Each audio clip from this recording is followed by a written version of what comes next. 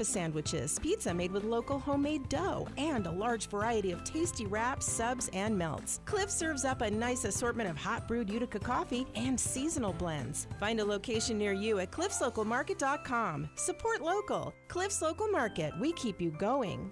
The government is spying on you. No surprise, I know. But did you know the banks are helping them? And did you know that withdrawing your cash from the bank can be very risky? That's right. Let Swiss America educate you about this. Banks are now required to spy on us for the government, and they report any behavior they think is suspicious. You'll be shocked when you read The Secret War on Cash from Swiss America. This new war against cash is really a war against the Constitution, against all freedom-loving Americans. You must read The Secret War on Cash. Get your free copy by calling or texting 800-630-1490. That's 800-630-1490. This war on cash is growing daily, and it also includes all forms of digital money. So please get and read The Secret War on Cash free by calling or texting right now at 800-630-1490. That's 800-630-1490. Message and data rates may apply. Buy direct from the manufacturer and make a splash with a new spa from Strong Spas, now open in Sangertown Square. Choose from over 100 ready-to-deliver spas in stock with new inventory weekly and prices slashed to move fast. Visit the largest spa showroom in New York State and ask about their many financing options. You have to see this showroom to believe it. Strong Spas. Experience the difference in person. Sangertown Square, New Hartford, or online at strongspas.com. Hurry, these spas won't last. Flag Day is June 14th, and the Forgo Agency and NYCM Insurance are celebrating with a flag exchange. Show your patriotism by flying a beautiful new American flag. Bring in your old, worn-out American flag to the Forgo Agency, 136 Clinton Road, Route 12B in New Hartford on Tuesday, June 13th and Wednesday, June 14th from 9 a.m. to 5 p.m. and exchange it for a brand new one. They'll handle the proper, respectful disposal of the worn flags. Don't have a flag? Just stop in and they'll give you one. While supplies last. One per household, please. It's hard to know what to do when you lose a loved one.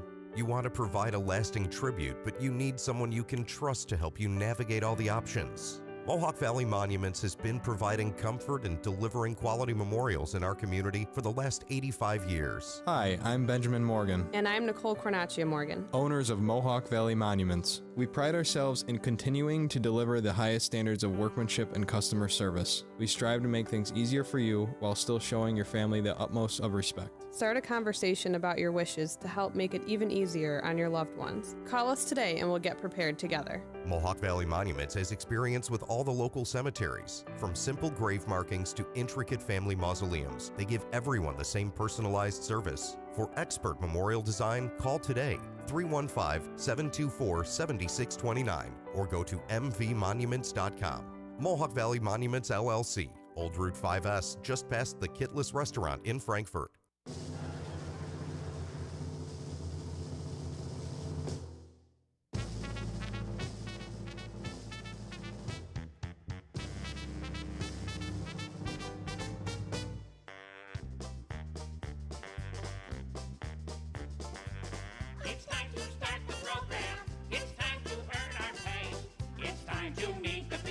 Keeler Show today.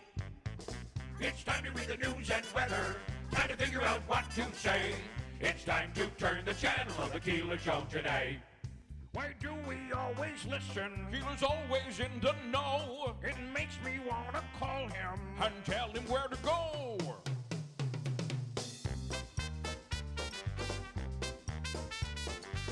And now let's get things started. Andrew, let's get things started. It's time to get things started. On the most sensational, inspirational, celebrational, Keelerational. This is what we call the Keeler Show. WIBX 950 and 106.9 FM. This is Keeler. Well, it feels really nice out there right now, doesn't it? Mild.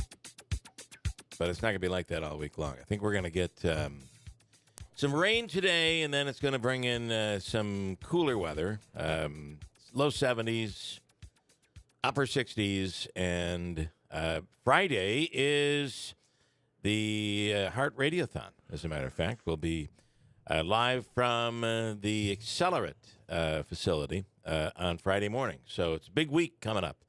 Good morning, and I got to say, Davey, that putt was phenomenal. You can grab a microphone there if you want yesterday. And, of course, the Canadians went wild because the winner was Canadian, first time in a long, long time. Yeah, that was. Did you see that? I did. Absolutely amazing.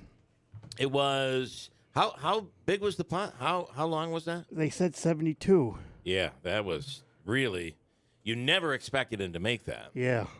And then the other thing I wanted to mention to you is that I would beware of is this is probably the worst time to play the Mets if you're the Yankees. I mean, it would be something if the Mets were a bad team. They're really not a bad team. They're just playing horribly, and they're looking for something to some spark.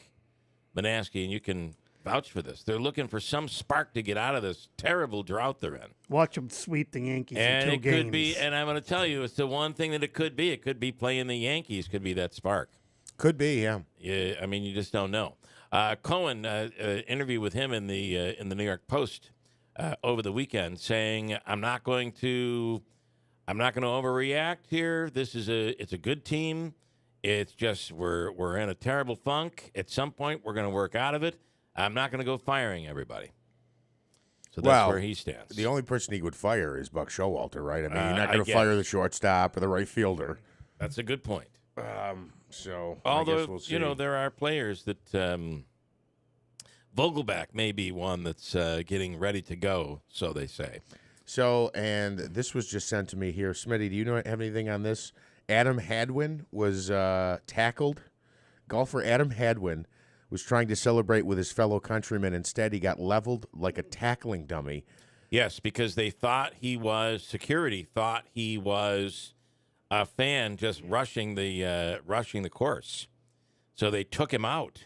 They like T-bone tackled him. Oh yeah, they took him down. This is a form tackle like you'd see in the movie Waterboy. Who was calling? Who was? Was it Jim Nance that was calling it, Davey? Yeah, it was. And Jim Nance referenced that. Waterboy? They didn't know. They referenced the takeout. They didn't show it on TV, but they referenced it. So. Oh wait, it looks like the New York Post has a video of it here. Oh yeah. Oh wow. Oh yeah, they took him out. Yeah.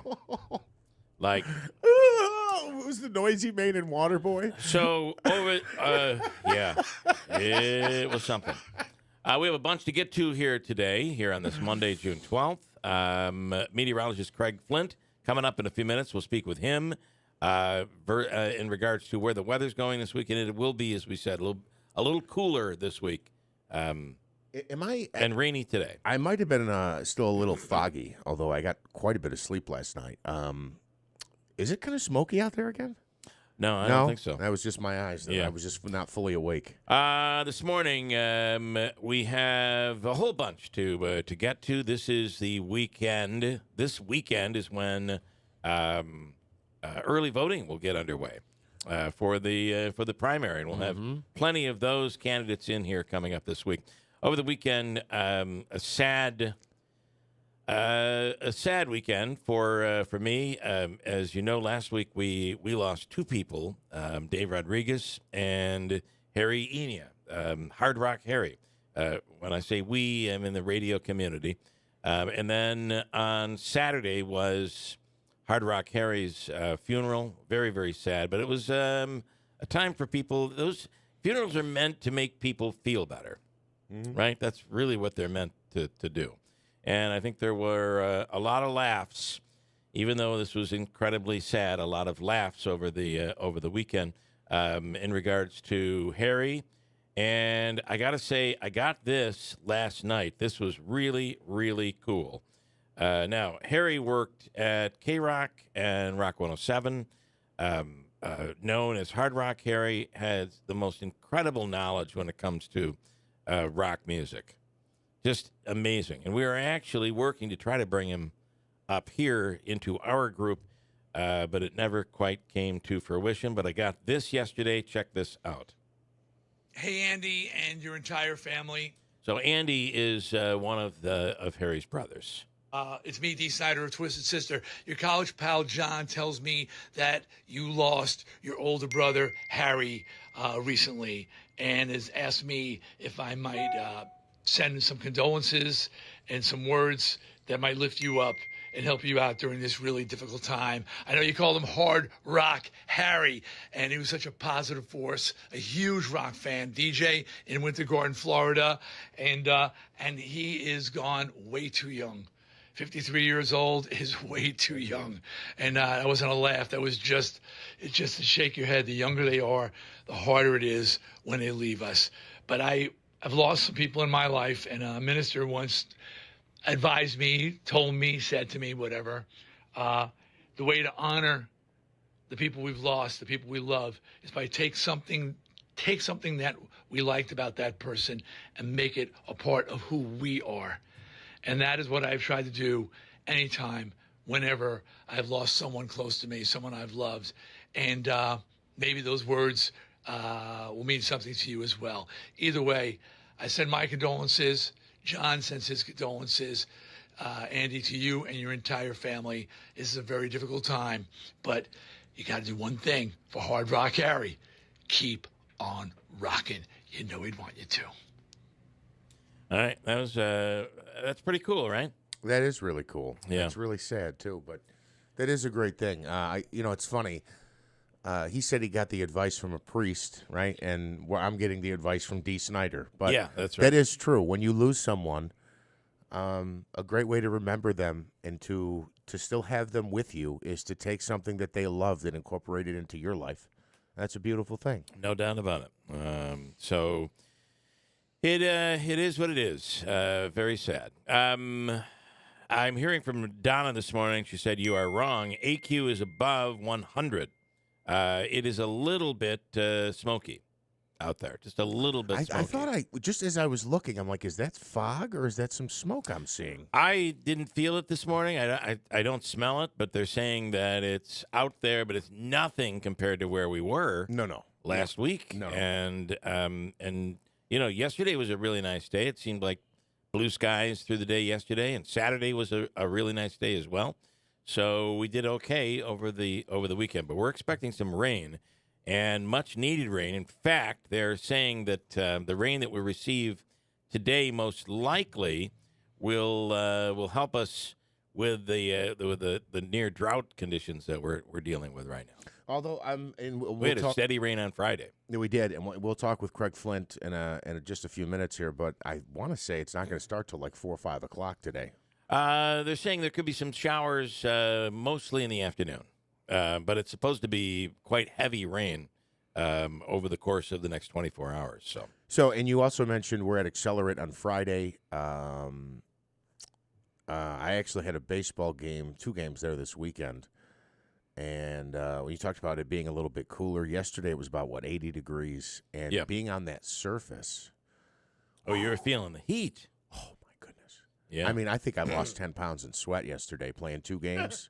I'm not kidding, man. With all the gear on and stuff, you kind of take for granted how warm that surface can get. I was like, wow. And you were making up games, so there were makeups, right? No, this was travel ball. Usually Sundays travel ball. So it was. Well, I don't want to get into team names and all that stuff, but it was, it was good. It was good baseball, but it was hot for some baseball yesterday. Last week, Davey, the Chris Stapleton show was canceled because of the smoke, right? Yeah. And then it ran last night. They ran with the show last night in Syracuse. Yeah. Did you get to go? No, the person that I was going to go with, we got rid of the tickets. Okay. Because Did you make some profit on those tickets? Yeah, I did. Yeah. I didn't want to get up in them. I would have been miserable this morning. Yeah. Oh, right. He's grouchy today. He would have been miserable otherwise. You are a little grumpy this morning. I'm a little, yeah. So the former President Trump will officially be, he'll be basically turning himself in this week. Officially will be indicted. The question is going to be, they're preparing for anything to happen. There could be the possibility. There's the possibility of violence. They're preparing for that anyway, whether that happens or not. But it is happening this week. That's something to keep an eye on. Last night, the 2023 Tony Awards ran. I thought this was kind of interesting. I saw a little bit of it, and interestingly, there are no writers, so there was no one to write any script. They went without a script last night. Who hosted? I don't know who it was. So this is one based of the Broadway on people. Union contracts, for instance, like because they could have found somebody to write something, but they're not allowed to. Well, right? that would be you'd be a scab if you did that, right? But even, I mean, look, even the person organizing, whoever runs it, they've done this enough times where they can go, I mean, how I don't want to knock the Tonys, but it's not. I almost feel like it was more entertaining because there weren't writers. Okay. But oftentimes what will happen is they write, they're working off a teleprompter. So last night, no teleprompter, no writing, no script. But 80% of what they do basically is, I'd like to introduce the next presenter, and the presenter comes out and says, here are the 5 winners. Yeah, that's not true. What they do is have horrible jokes written for them, and they come out and they tell the jokes, which is why I'm thinking maybe it was a little bit better. They all thought up their own little things, and that's how the thing ran. So have the writers struck themselves out of a job? I think they worked out a deal with the writers. Once the strike is over, they will be back. Those corny pre-written jokes. Do you call him, or he calls us? Okay. So I think they're I think they'll be back. Okay. Like it or not, I think they'll be back. Oh, Davey's got that. Smitty. So anyway, the awards, I don't, we'll go to Broadway shows, but I don't really know. It's not like watching the Oscars where you really know the movies. But if you're into Broadway, it's a big night. It's Broadway's big night, but done without script, without teleprompter. And I almost think it was better. Meteorologist Craig Flint is with WTR and is on the line right now. Good morning. Good morning. How are you? Happy Monday. Oh, always happy Monday, right? Yeah. So what do you think on the so we're told right now that and maybe you can explain what these numbers actually mean, but we are now for the first time looking at AQ. It is the air quality, and it has a number. We give it a number. Right now, today, they say it's at 100. See, I'm seeing on my phone locally, it's only in the mid-60s, 63, 65, 66. I would think, because I really don't see much of the smoke out there, but they're saying there's a little bit. What are your thoughts? What do you know, Craig? So, yeah, it's another number in the world of meteorology, the Air Quality Index.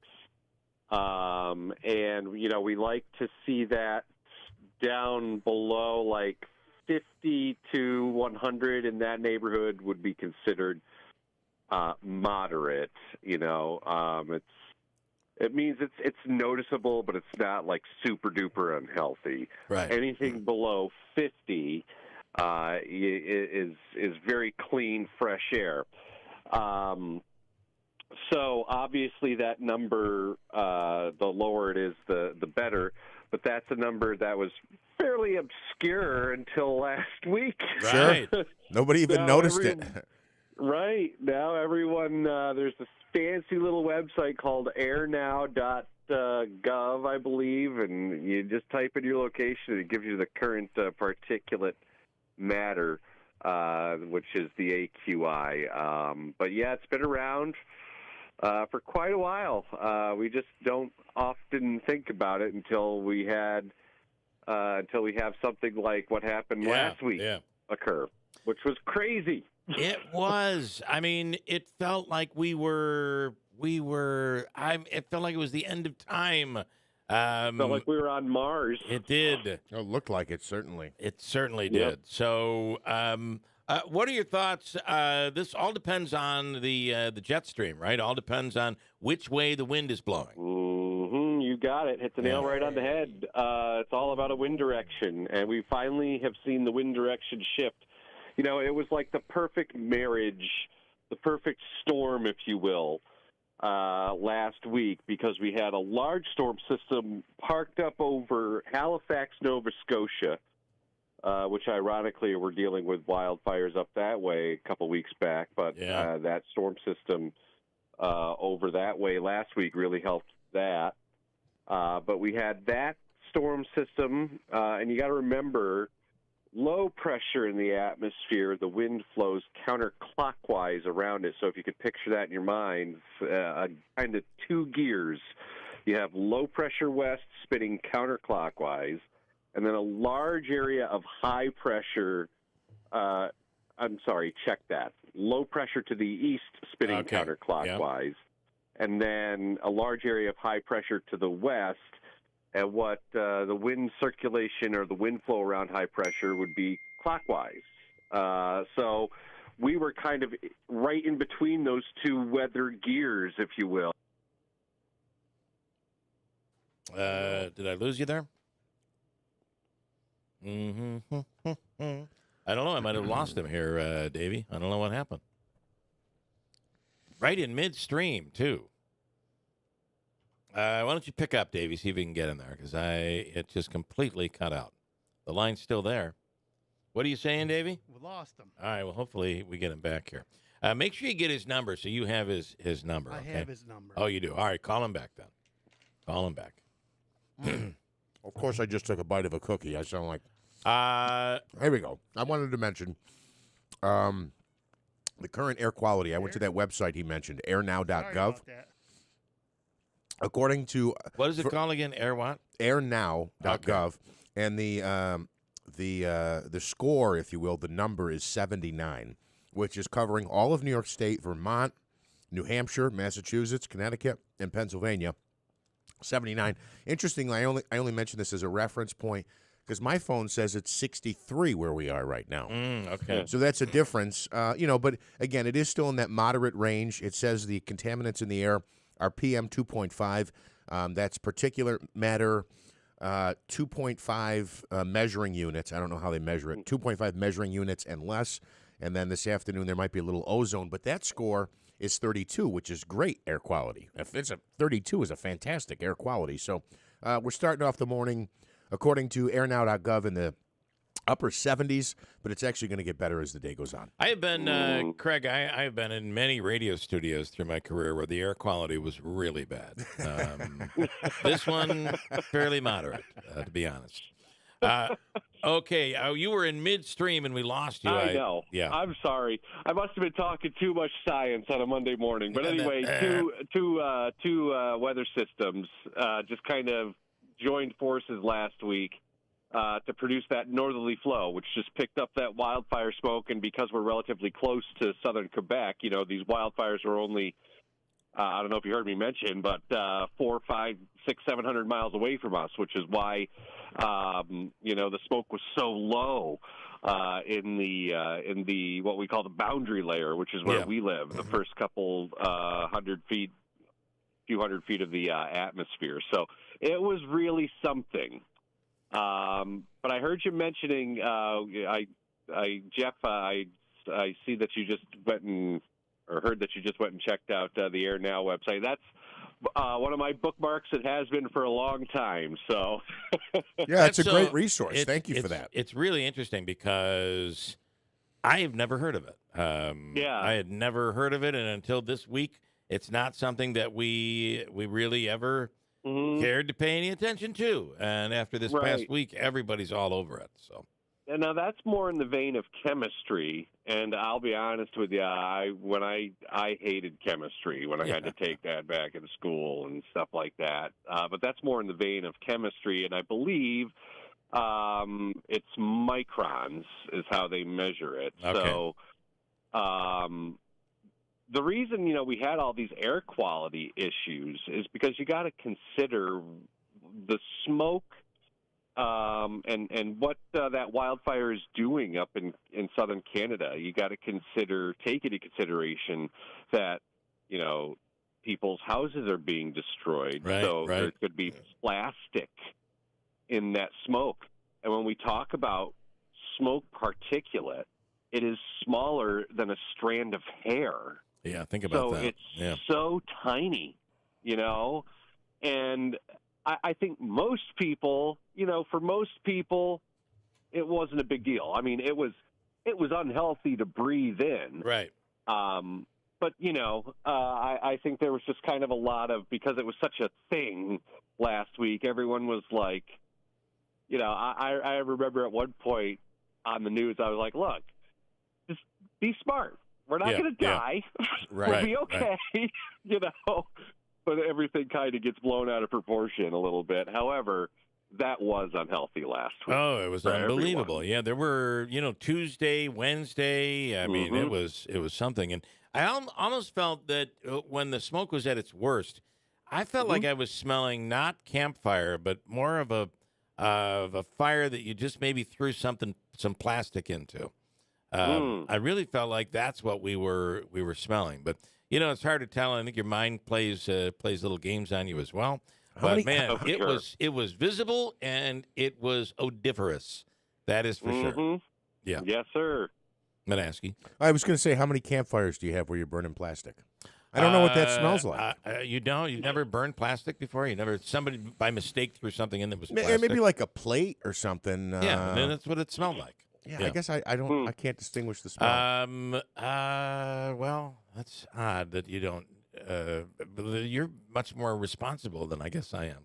Sometimes you're throwing stuff in there and it just, there was a piece of plastic in it and it burned away. Don't breathe it. There's plastic in the campfire. Okay, so we're looking at a bit of a cool down this week, though.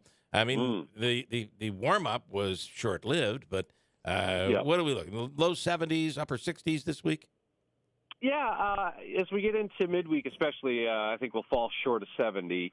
But it's kind of a cooler weather pattern, I think, and it's going to kind of linger around here. Maybe we'll get back to some summery heat and humidity by the end of the month, but in the here and now, it's temperatures in the 60s and 70s, and we're finally going to get a couple of rounds of rain coming in here this afternoon, which will also help. That's what we call rain scavenging. So think of the raindrops as they come down through the atmosphere as kind of like a big squeegee. It's cleaning house. It's cleaning everything up. So we're going to get some rain this afternoon. Actually, there's a chance of showers pretty much all week. I'd say the highest chance, though, would be today and Wednesday. I don't know. I'm not sure we're going to have a completely dry day this week the way it looks right now. And, yeah, it definitely will be cooler like you were alluding to. Yeah. And then today, some rain, and which could be pretty heavy at times. Yeah. I think we'll have to watch. I'm not saying this is going to happen, but I little bit concerned about some very isolated flooding issues. Some of the rain could be upwards of an inch, if not more, as we get into the afternoon, especially around individual thunderstorms that develop. I'd say the best chance for that type of weather, everyone's going to get some rain, first of all, but the best chance for maybe something a little heavier or stronger would be to the south. So watching a couple of things here this week, and mainly dealing with wet weather and, like you said, temperatures a little cooler in the 60s and 70s. And Manaski's umpiring forecast looks pretty good for the week then. You might have to dodge a few rain showers. I think the driest day for Mr. Manaski will probably be Tuesday. Okay. All right. I'll be behind the plate tomorrow. So. All right. There we go. Craig Flint, meteorologist, WTR. We appreciate your time. Have a wonderful week. You too. Bye-bye. All right, man. Thank you. So there you go. It's kind of interesting when I look at this air now. We're basically saying moderate is where we are in terms of air quality. So it's at a 79. Mm-hmm. But then when you look down further, it gives you the air quality forecast. Mm-hmm. And today we're at a 45, and it's in the green. Right. What does that mean? That's a combination of the two? I don't know. Well, I think it's almost like a forecast, like it's not raining now, but later overall. today it's going to rain. Oh, okay. All right. Again, I don't know anything more than you're seeing here. This is the first time I've ever been on it. But yeah, and you see that how the whole region, really, all of the Northeast except for a part of Maine, is yellow. Yeah. In that moderate zone. You know what I should have asked Craig and I didn't? I know it has to do with wind patterns and things like that, but I'm just surprised because the wildfires continue to burn. How bad it was Tuesday, Wednesday versus, if you didn't know better, if I was out of state and I came home and they said the air quality was terrible and I looked outside, I'd say you couldn't even tell. It was so bad for those 2 days, but now, even though those wildfires are still burning, you can't even notice it out there. Yeah. Walgreens has debuted, and I think this might be what they're building in Ilion. I think that's going to be a Walgreens at the old, Smitty thinks so. Where the bowling alley used to be, right? Yeah, there's already a Walgreens there. They're just moving across the street. Yeah, Really? and that was a Rite Aid, and Rite Aid and Walgreens merged, and that's what's happened there. So they're going to have a Walgreens across from a Walgreens? No, they'll probably close that one. No, they're going to close the other one. Oh, okay. But what everybody's talking about down there, and I wonder what people think, is it's so small. Have you seen the new building going up? It's probably a quarter of the size of the old building, if that. It's really, really small. And then here's this story. Walgreens debuted a new store design in Chicago that is just 2 aisles, and almost everything is stored in the back of the facility. So I wonder if this is what they're doing in Ilion. It sounds like it could be, Bill. That's a good catch. And So I'm wondering if it's caused by all the looting that was going on. Didn't Walgreens close some stores out west because people would come in and just steal stuff off the shelves? If you remember, you were getting, let's see, they'd have to put behind lock and key, they'd have to put the, razor blades. People were stealing their razor blades. And certain types of, medicines that make you fall asleep, essentially? Anything that could be considered, maybe anything could be used to make meth or anything like that. Exactly. Behind. Anyway, you order what you... But remember, these stores became much more than drugstores. They became everything you diapers, could... there's food, they have food aisles, you can get beer there. So at the store in Chicago, and I wonder if this is what they're doing in Ilion, you order what you want from kiosks, and employees grab the items for you. So here's basically a bit of a breakdown on what they're doing there. Here's audio. So this is totally different. No big displays or checkout counters, and the pharmacy is down the hall. You can place an order in the Walgreens app before you come in, or just roll up to the kiosk and find what you want. Then the Walgreens team shops for you. Oh, it's interesting. It is interesting. I was trying to get something on this morning, and it was completely booked up. And it's the story about IBM planning to replace nearly 8,000 jobs with AI. And I'm not saying this is AI, but I'm just wondering if this is another revolution in our culture where you going into a store and shopping yourself is like self-checkout became a thing, and it's now the thing. Yeah. And this is where...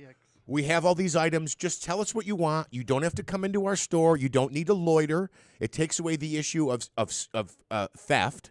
It takes away the issue. Sometimes these people come in, and I don't know if there's a dispute. They get into a fight with some. I don't know. I don't know what might happen. But you're no longer in or on their property for this extended period of time. Just tell me what you want. We'll get it for you. You walk by. It's in a bag, and you pay us with a credit card or an Apple Pay or whatever it might be. This is like a cultural evolution in society. That's what is going on in Chicago. But I do wonder, somebody coming in to, I need preparation H, right? You gotta communicate. I'm here to get condoms. I mean, that kid that's walking around the store 30 times to try to find the perfect time to walk up to the counter to pay for that. Yeah. Someone's going to be going and looking for it and getting it for you and bringing it to you. Yeah. Everyone will be ordering the large condoms, right? These are for my cousin. I got mine at home. These are for my cousin. And then Mike says he believes that the new one in Ilion is pharmacy only. Oh, okay. So maybe that's the case. But you know what I mean, though. I mean, you remember when I do self-checkout became a thing, and I remember several comedians kind of all had a similar line. Well, I work here now. I don't work here. I work here now. Well, everybody had that punchline. A lot of these grocery stores, all of these Walmarts, they have almost as many self-checkouts as they do manned or woman check out. Anyway, interesting stuff, and I wonder if this is because of COVID. People have gotten into the habit of ordering something and, having it brought right to you. But in this case, you're going in and you're doing what you would do at home, but you're doing it in the store. I'm not quite sure how this is all going to work, but they're testing it out, they say, in Chicago. Here, there's apparently a town in Ohio where they're facing a huge problem, and it's a problem with groundhogs, woodchucks. I have an issue. I have like 4 of them in my backyard. I find holes all over the place. The critters are a big nuisance, causing property damage, just like you're saying. Plus, there are rules for how they need to be legally removed from an area. But this town in Ohio has been overrun with woodchucks. Here are neighbors Stacy Smith and Gwendolyn Wilson talking about the... I used to have a friend that would call anyone that he didn't like a woodchuck. And he would say, look it, the neighborhood's being overrun by woodchucks. We got to get out. My property values are going down. I think I'm going to work this in. If somebody annoys me, or anybody really, I tend to call them a clown. Look at this clown. This clown's doing this. I'm going to work in woodchuck. We're going to change it up. Here are some neighbors talking about the influx of woodchucks in the neighborhood. Here we go. Any little hole, like see up under that stair, they'll crawl up under there and have more babies and migrate. You got 1, now you got 8. It's disgusting. They come around here digging up holes, you know what I mean? Like, ew. But the groundhog problem is just insane. It costs like $150 just to set his trap up. And then for every one he caught, it was $60. What? Wow. By the way, my friend Jack would call those 2 neighbors woodchucks, just for the record, just by listening to them. I have, so on the neighbor's property in the garage, I don't say in the garage, under the garage, because my dog chases this thing all the time. There's one that burrows a hole under the garage there. And then along my property line, we've found 3 huge holes where a woodchuck or woodchucks have dug out. They've burrowed their way in. And then I believe connecting onto the neighbor's property on the opposite side.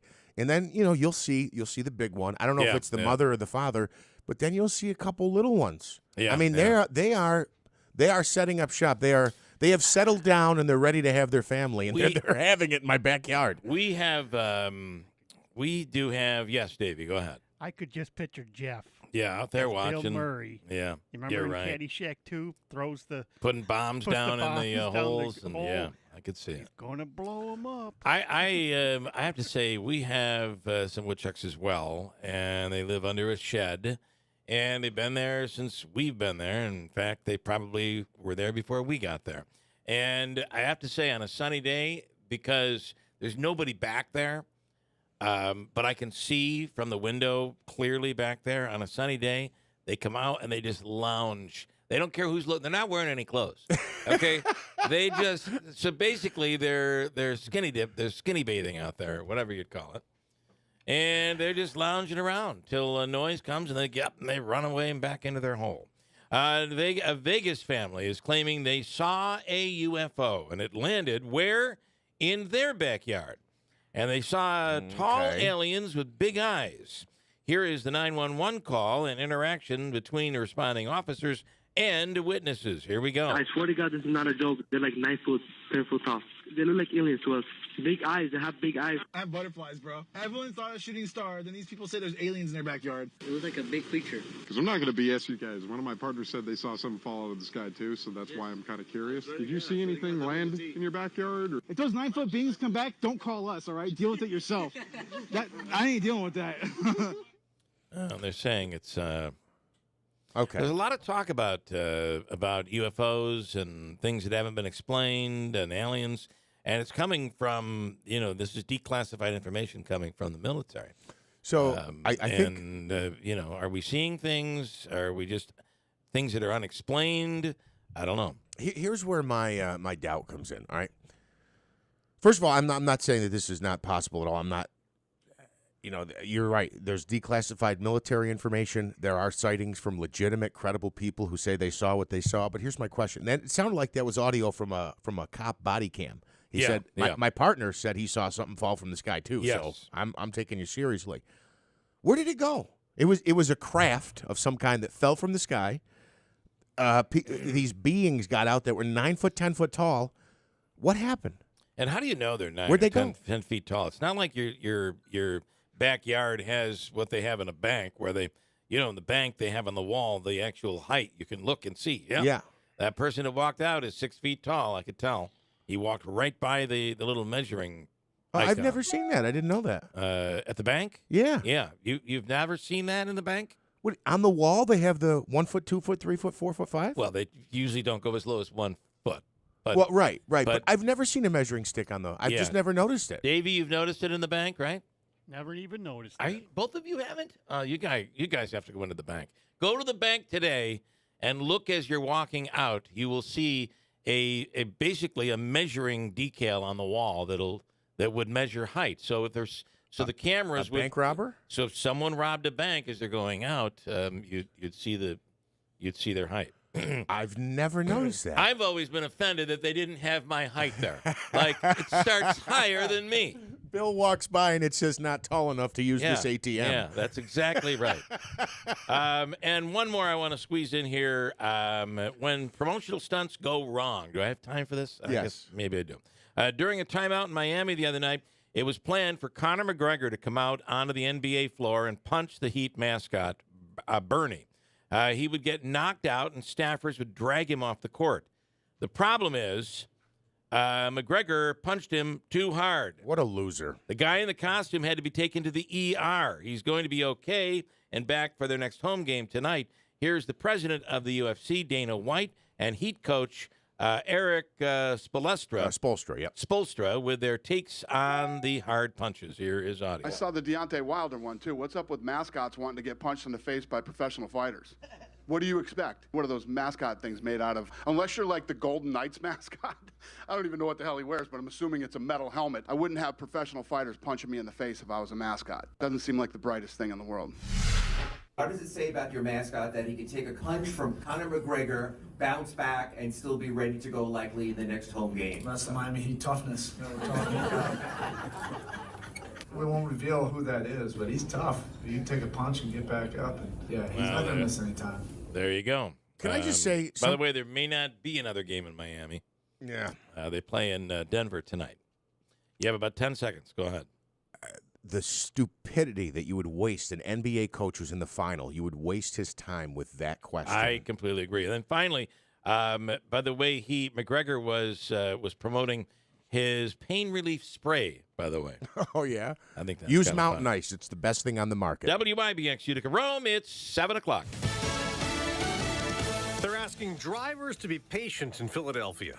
I'm Dave Anthony, Fox News. It could be a tough morning commute with detours. The northbound side of I-95 has completely collapsed, and the southbound side is not structurally sound to carry any traffic over it. Pennsylvania Governor Josh Shapiro says it'll take months to rebuild it. The collapse caused by a tanker truck fire. Any tanker truck loaded with thousands of gallons of gasoline going too fast off 95 is going to flip over and crash and explode like this one did yesterday.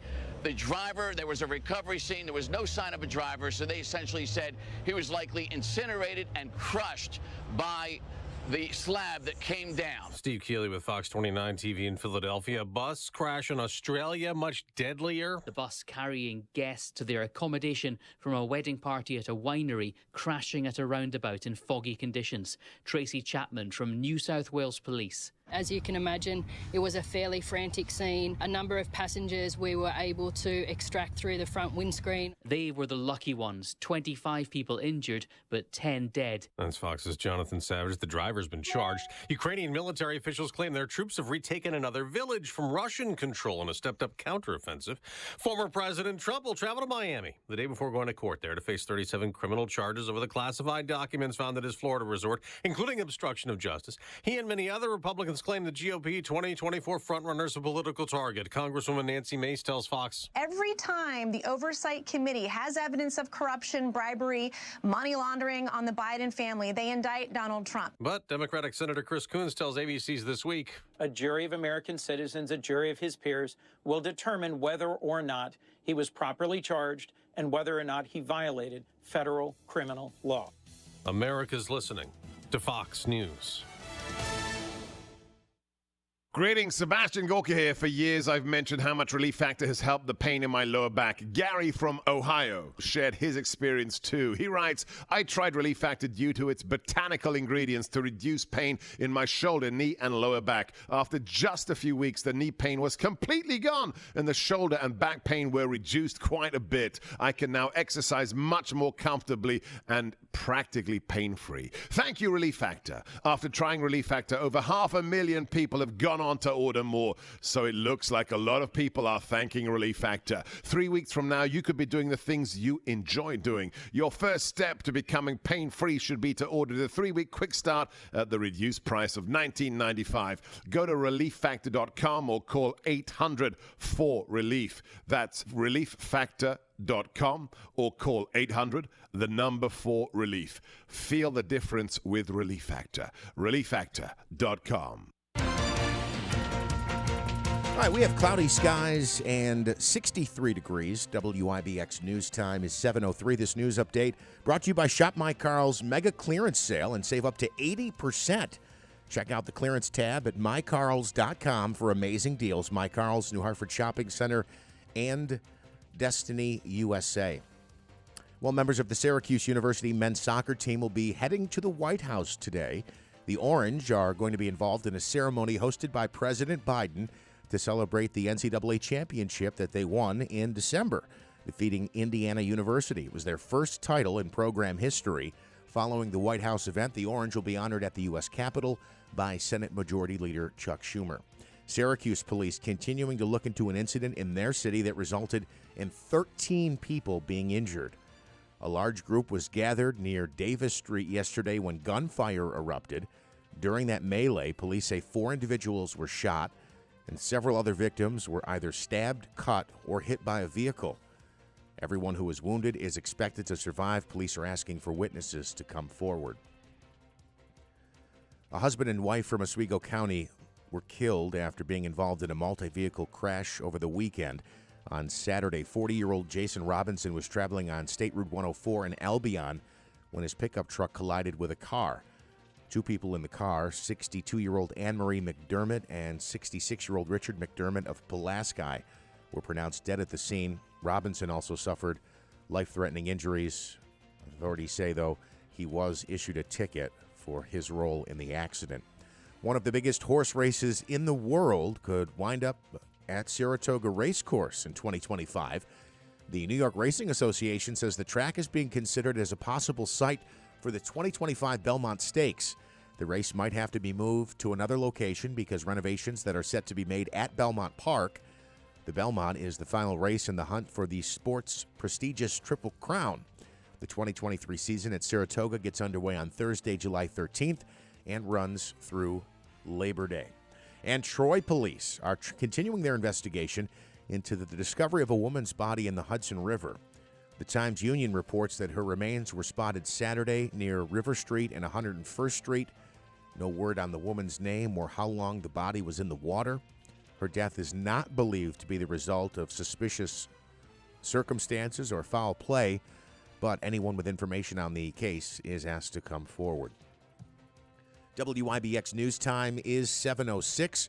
Your Weather Center forecast calling for a bit of a cooler week. And, Bill, we ran about 3 weeks where it was like a sun globe in the forecast every day. That's crazy. And right now we're looking at a cloudy sky at least part of every day this week. We do have a chance of showers and thunderstorms this afternoon, especially after 2 p.m. Mostly cloudy otherwise with a high of 80 degrees. Tonight, showers and a thunderstorm expected, mainly in the overnight hours. We'll have an overnight low of 56. Tuesday, chance of rain showers early, then cloudy, becoming sunny on Tuesday afternoon, a high of 75.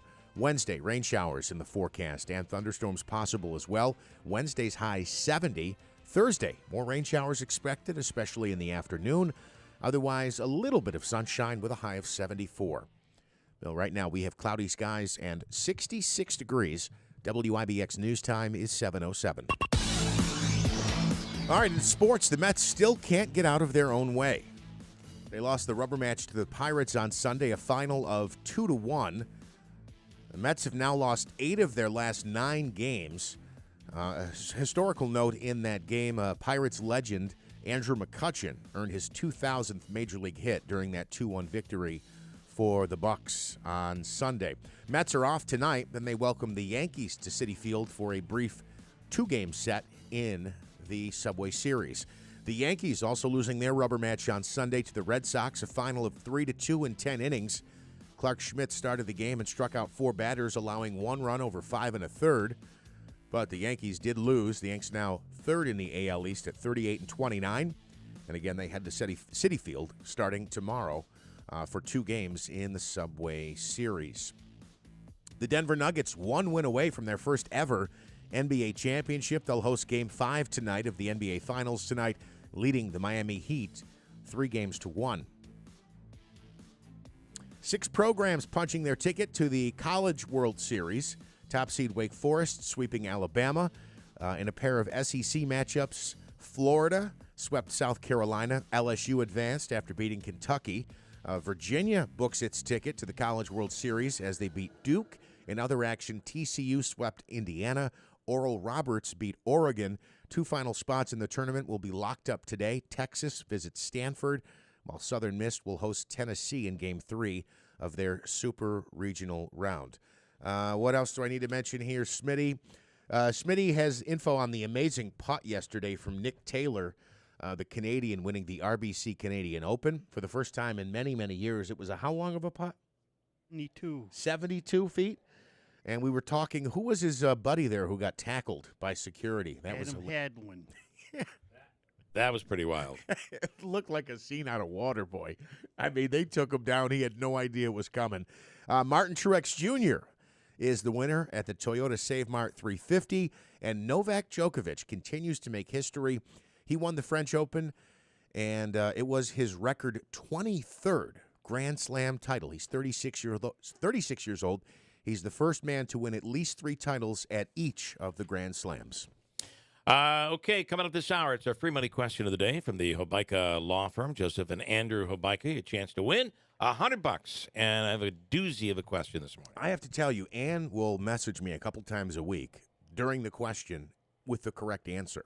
And she knows it. She should call in and take a shot. Call in. Yeah. Sometimes she beats the text message comes through before the buzzer goes off. And call in. You got a chance to win $100, and that's open to everybody. So. Davey. So I wasn't here on Friday. I was off, and I was listening to the show. Yeah. And I heard your free money question on Friday. What was it Friday? I forgot. You were talking. I knew that question. Sheila E. Sheila E. Yeah. Yeah. Sheila E. was a drummer. Yeah. And she went on a solo gig. On a solo after. She came to the fair this last summer. Oh, she did? Yeah. Oh, I did not know that. Wow. Well, I have a doozy of a question today. A good one. So we'll hit that coming up at 7:35. I want to tell you a couple things. Number one, would you like to be the singer of the national anthem at the post-race party of the Boilermaker coming up on June 28th at 6 p.m. at Babes at Harbor Point? We will be hosting an open audition. You come in, you sing, and then the judges will select one person to sing the national anthem in front of upwards of 40,000 people in the back lot of the FX Matt Brewery. Also, are you interested in winning windows? We just recently had windows put in from New York Sash, and you could win the same windows I had put in. There are 4 brand new, beautiful, double-hung, triple-glazed windows that could be installed in your home. There's no purchase necessary.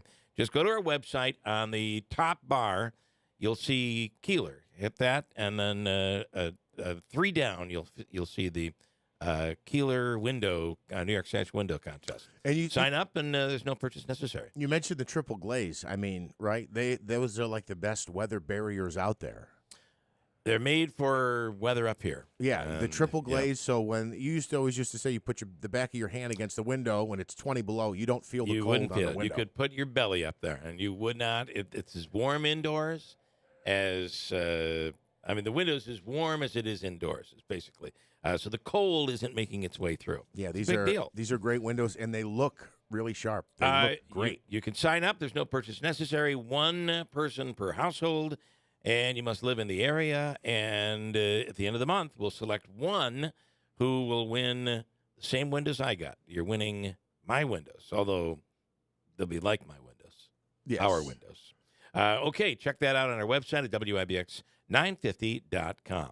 Hold on tight. We're coming right back. It's Monday morning at WIBX. From screen printing and embroidery to promotional products and online shops, it's all under one new roof at Max's Print Shop in Marcy. Order anytime and any quantity in person or online at maxsprintshop.com. Since 1978, we pride ourselves on personally meeting every customer's need. We can take your project from design to production. And remember, Max's Print Shop will stitch anything. And we mean anything in the Utica-Rome area. Find us at 9555 River Road in Marcy or online at maxsprintshop.com. Refresh and renew your home this spring with Little Falls Lumber. They're fully stocked with secondary grade metal in all colors and 12-foot lengths. An affordable option for fixing utility sheds, roofs, or garages. Looking for lumber and tired of the warped pieces from the big box stores? Then go to Little Falls Lumber, where they stock only premium grade lumber. Stop in to one of their 3 convenient locations: Little Falls, Syracuse, and Schenectady. Little Falls Lumber, helping you refresh and renew this spring. Call 315-823-2470 or visit littlefallslumber.com.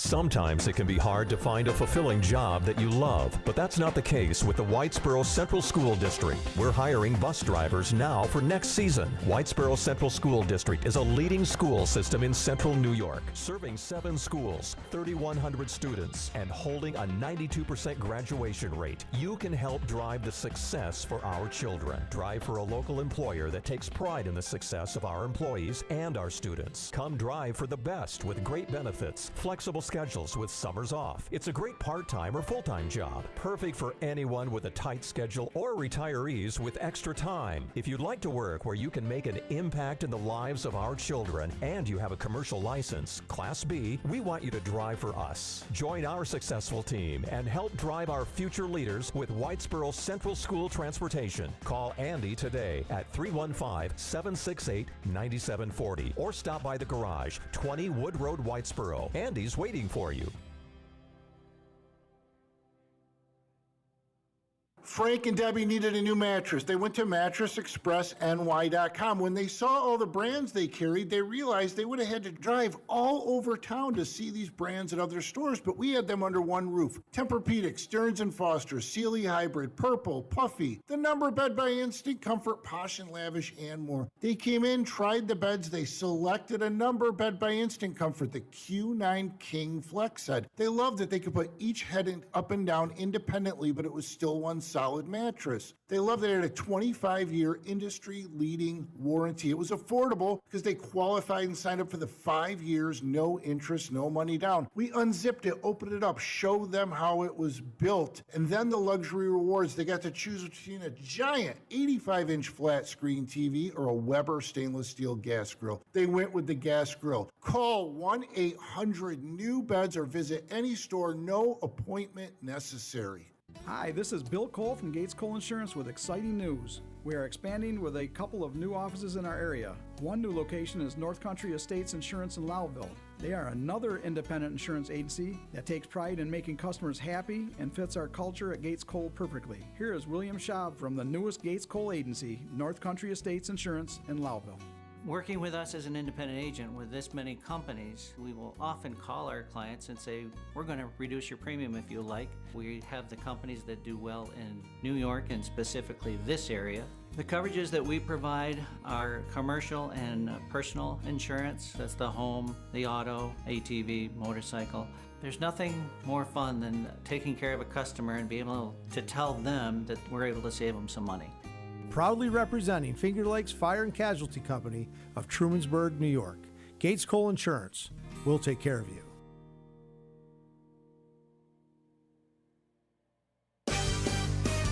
Tallmans Tire and Auto Repair. Great service at a great price. Tallmans Tire and Auto Repair welcomes you to the grand opening of their brand new state-of-the-art facility located on East Chestnut Street in Rome. A grand opening celebration will be held at Tallmans Tire and Auto Repair on Wednesday, June 14th from 1 p.m. to 4 p.m. Come and meet and take a photo with Mario Andretti, one of the most winning racers of all time. Mario Andretti is a Formula One, IndyCar, World Sports Car Championship, and NASCAR winner. An Indy display card will be on site for photos along with food and special offers. Tallmans Tire and Auto Repair grand opening celebration Wednesday, June 14th from 1 to 4 p.m. East Chestnut Street in Rome. All the talk, all the time. The people of this country need to educate right now. WIBX 950 and 106.9 FM. WORK, Work News Radio. Next up, incidents of pressing all the elevator buttons unexpectedly spike on Bring Your Kid to Work Day. But first, the latest on a team lunch that wasn't ordered through EasyCater. I'm in the break room where lunch that was previously announced on the way has now been downgraded to hopefully soon. Fingers crossed, Michelle. Fingers crossed. Newsflash, it's hard when the food is late, but at EasyCater, we make hard easy. With food for work delivered on time and is ordered from over 100,000 restaurants. Order 24/7 at EasyCater.com.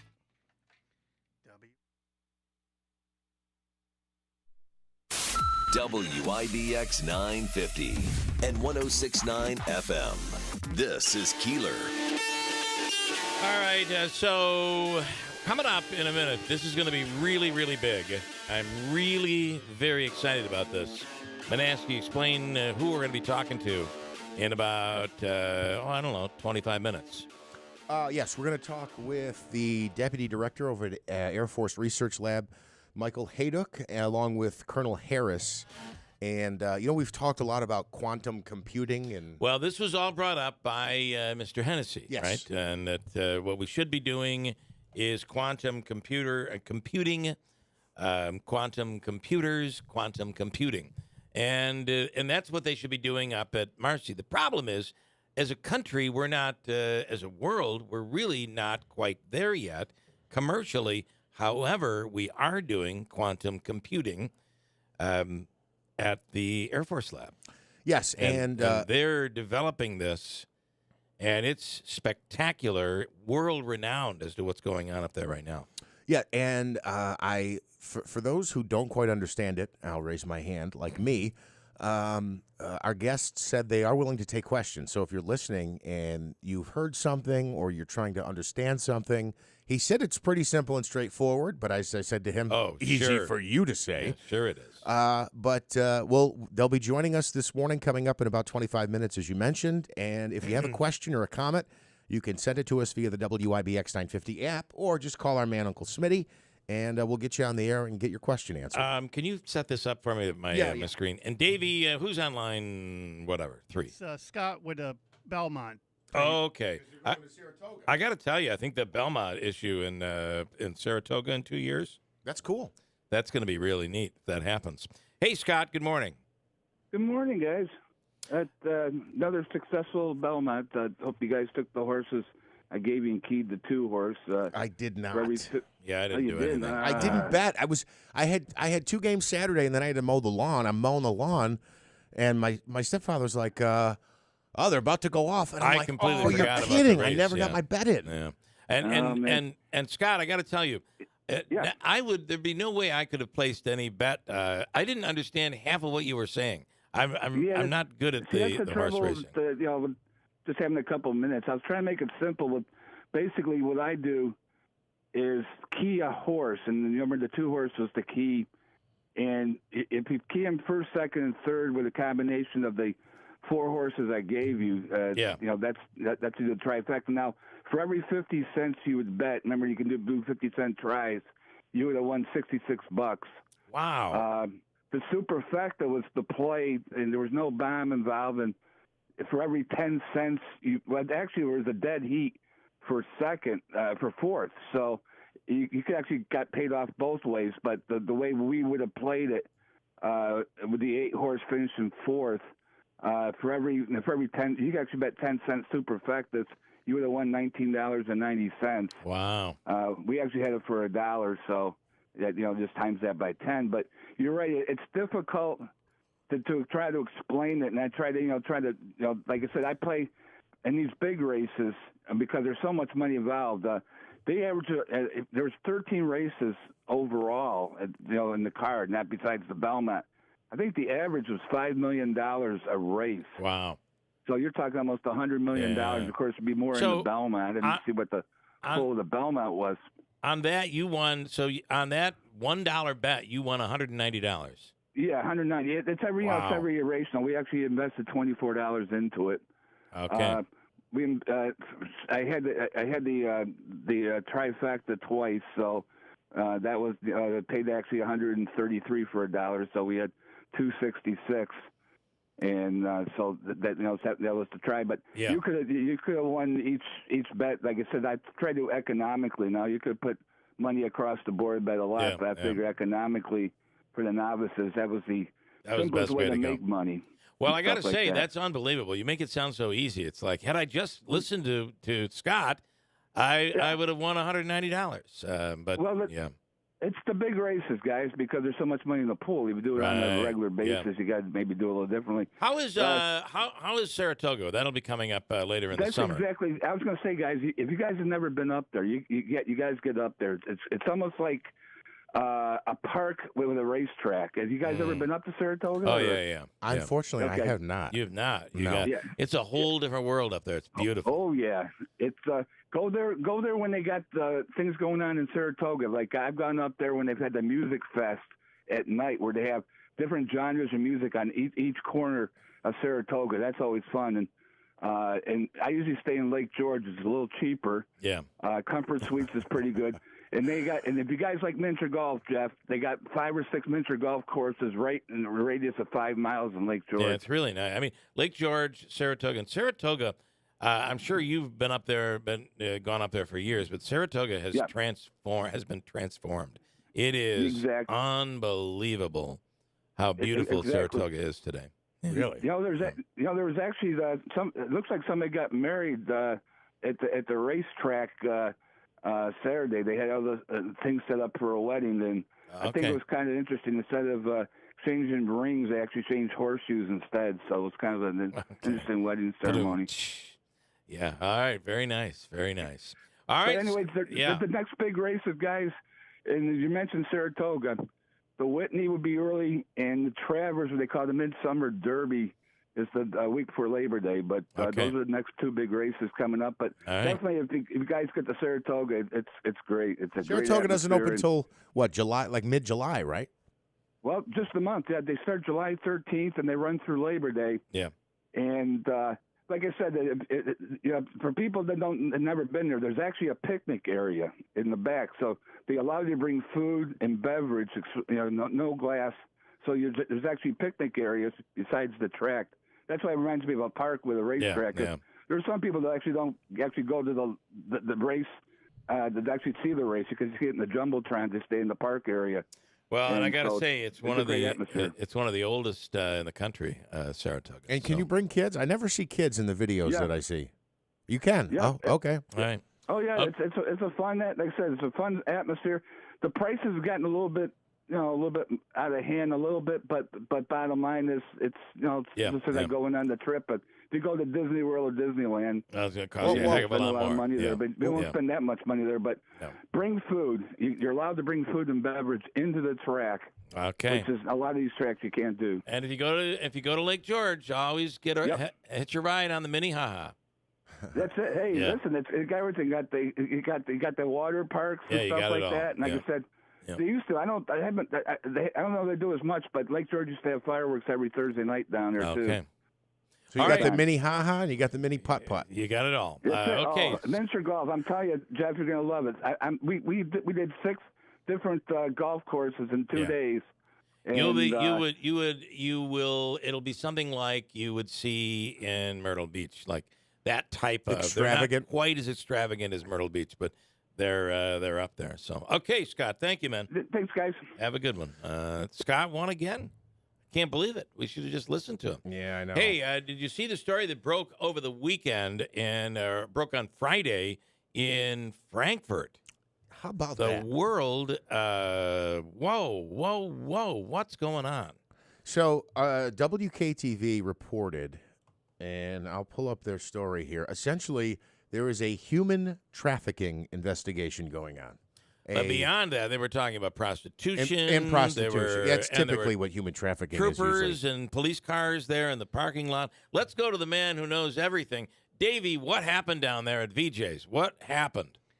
I will stay. I do not know anything about that. What? I don't know anything about it. Just come on. You know something. You got to know something that happened down there. I'm telling you on the God's truth, Bill. I told you I do not know anything about it. You don't know anything about it. Okay. Have you heard anything? I've heard a few things. What but have I'm you not gonna heard? say What anything about it? Oh, you're not going to. Where are you going? Where are you going? He just got up and walked off.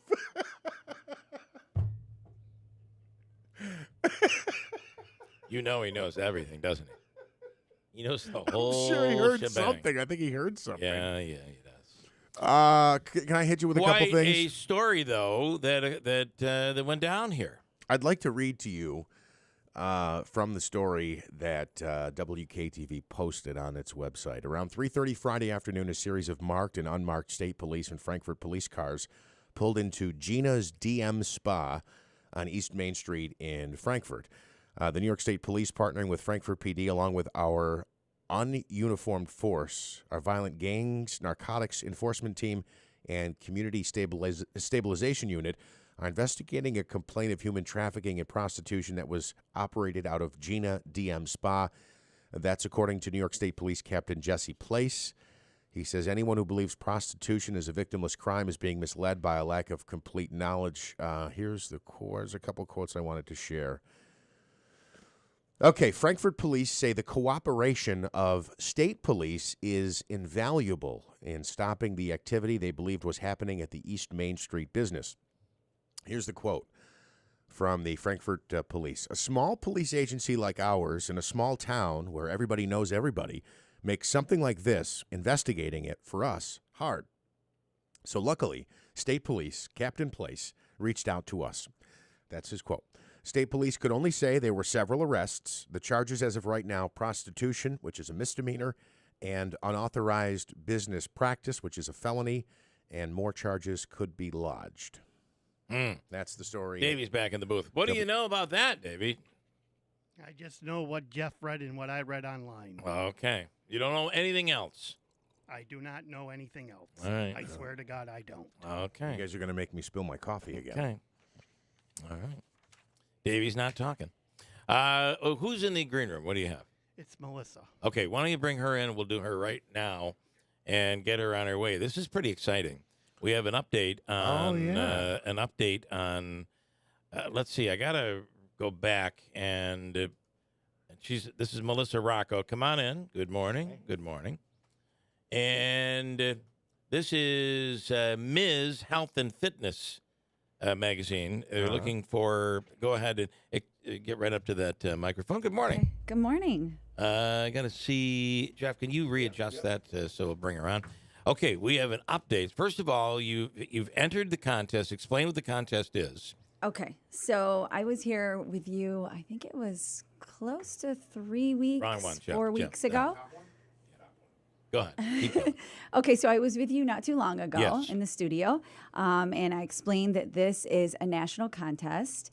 It's for the Muscle and Fitness HERS magazine, and it's a competition, annual competition that they run, and they pick a winner to be featured on their cover of their magazine and to earn the title Ms. Health and Fitness. Yes.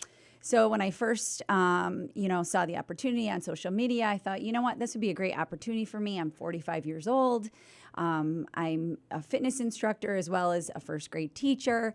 And I thought, you know what, why not? Because I want to inspire others, other women like me to, do big things like this. You can most certainly be featured on a magazine or, tell your story so that others can relate and inspire others, just like I have been inspired by others in the past. That's why I do what I do. So you entered the contest. Entered the contest. At the time we spoke, you were in the hunt, I believe, right? I was, but to be honest with you, I had no idea how long of a running contest this was.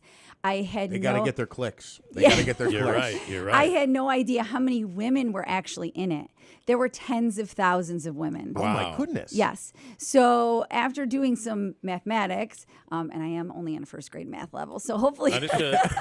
My wife is correct. a second grade teacher, so okay. we only know second grade things in our house. I did reach out.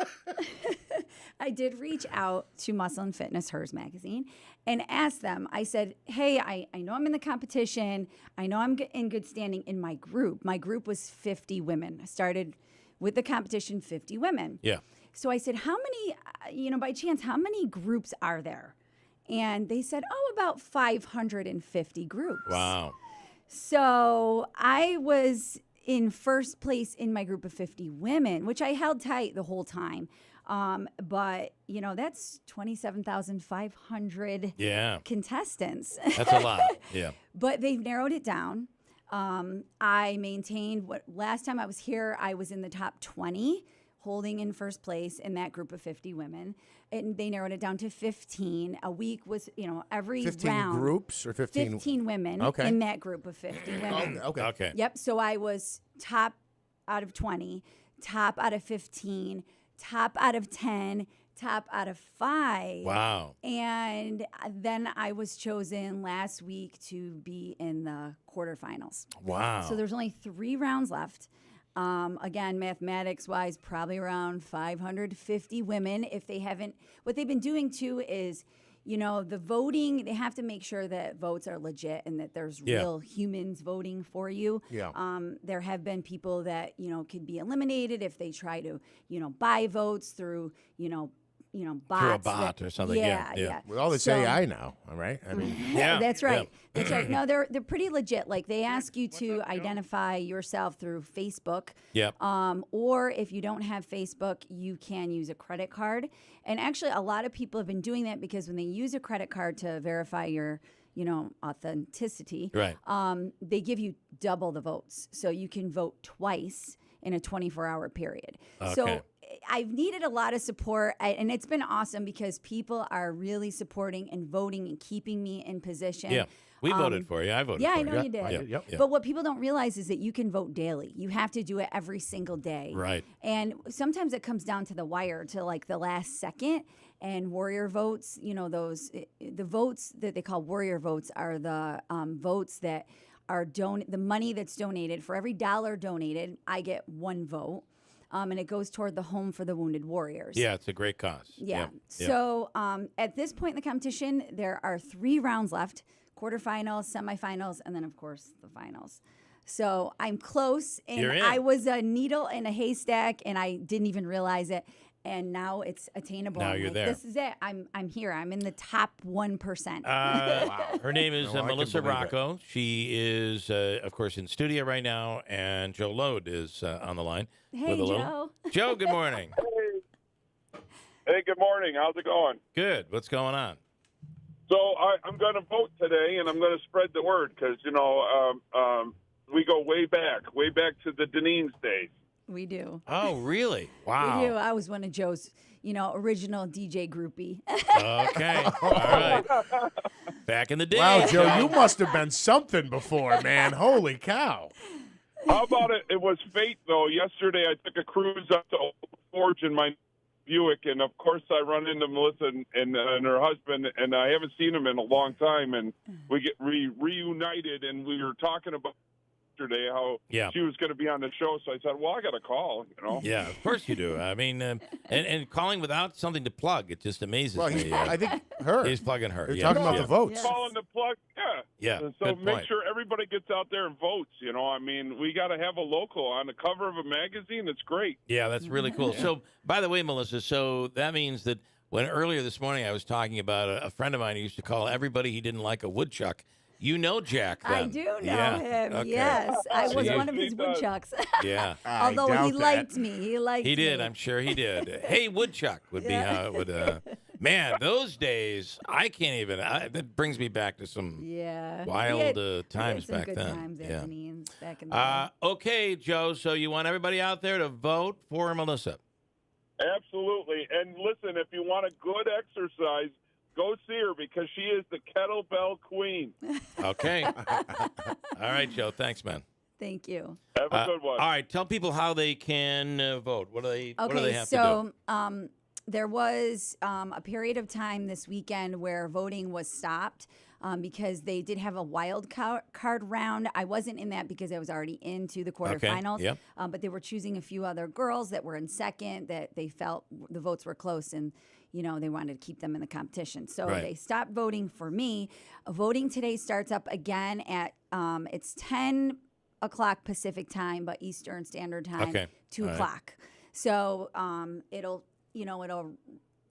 reset itself. Yep. All votes will reset. So anyone that's voted before, you have to keep voting because those votes don't hold. I have to, You got to keep get voting. back. Okay. Yeah, you got to keep voting. All right. So it's starting all over again. Get out there and vote. And, I've posted on my social media. I know I gave that to you guys before, but it's Mel's Kettlebell at Fit Body Hit on Facebook. Okay. I'm also on Instagram. I just keep posting. I'm Mel Rocco, my personal account.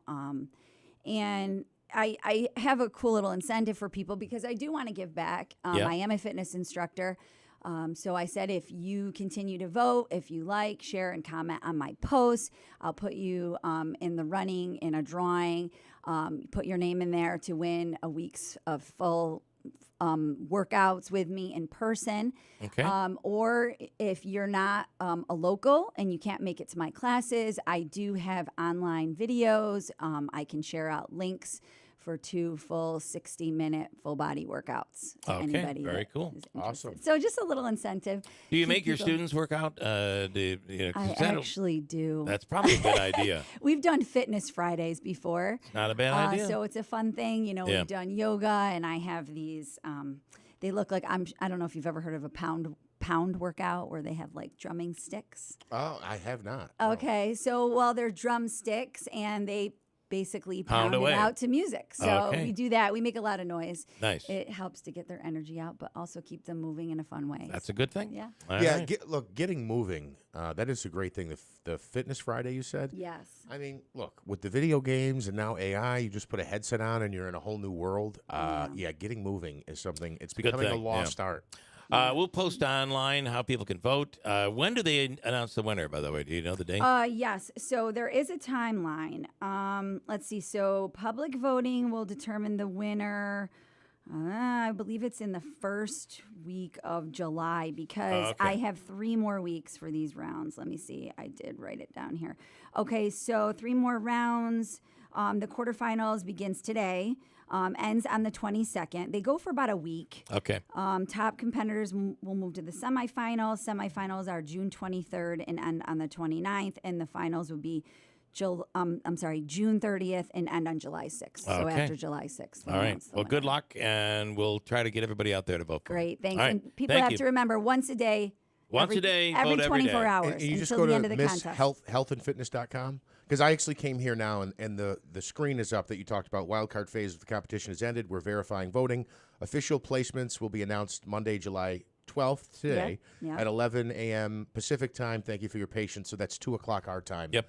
And but this is the website right here where you can vote, and you vote every single day. Yes, and also I have a personal voting link, so you have to make sure you click on check your social the media link. for that. Yes, check my social media.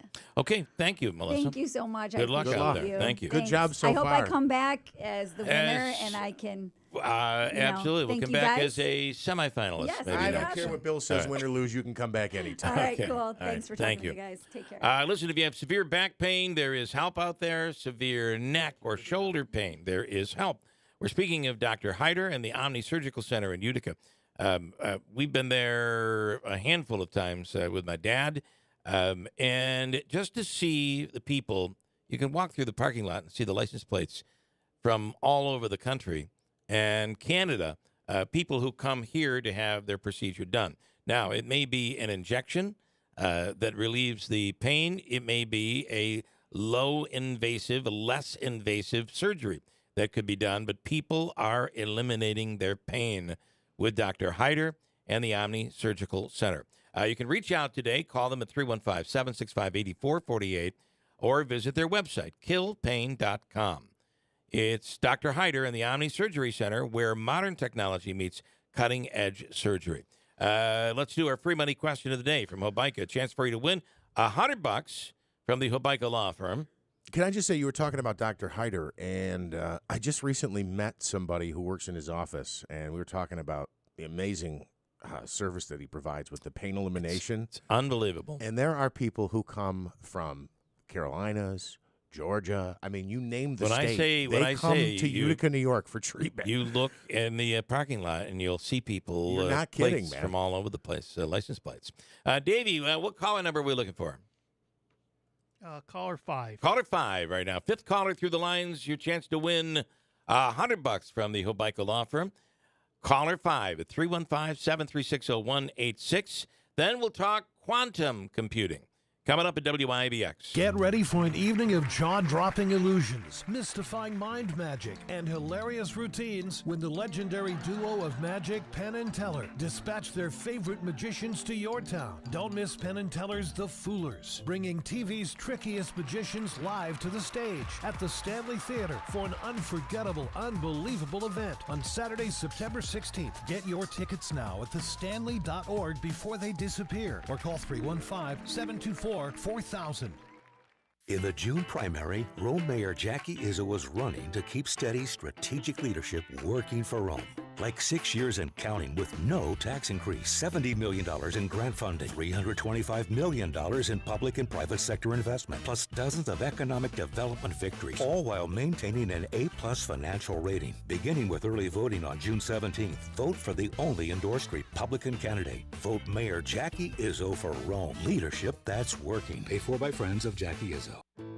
High school graduation is just weeks away. Before you know it, you'll be packing up all of the new things you bought for your dorm room and heading off to college to start your next chapter. More independence, new friends, and new adventures. But wait, have you opened your new campus checking account at Adirondack Bank yet? Adirondack's campus checking has all of the features you're looking for, including no monthly minimum balance requirements, no monthly service charge, electronic and mobile banking capabilities, which is a must for a college student on the go, and up to $15 in ATM withdrawal fees waived per statement cycle. Stop into any of our conveniently located branches today to open your new campus checking account and receive a free gift. Let us help you get off to a great financial start. A minimum deposit of $25 is required at account opening. Member FDIC.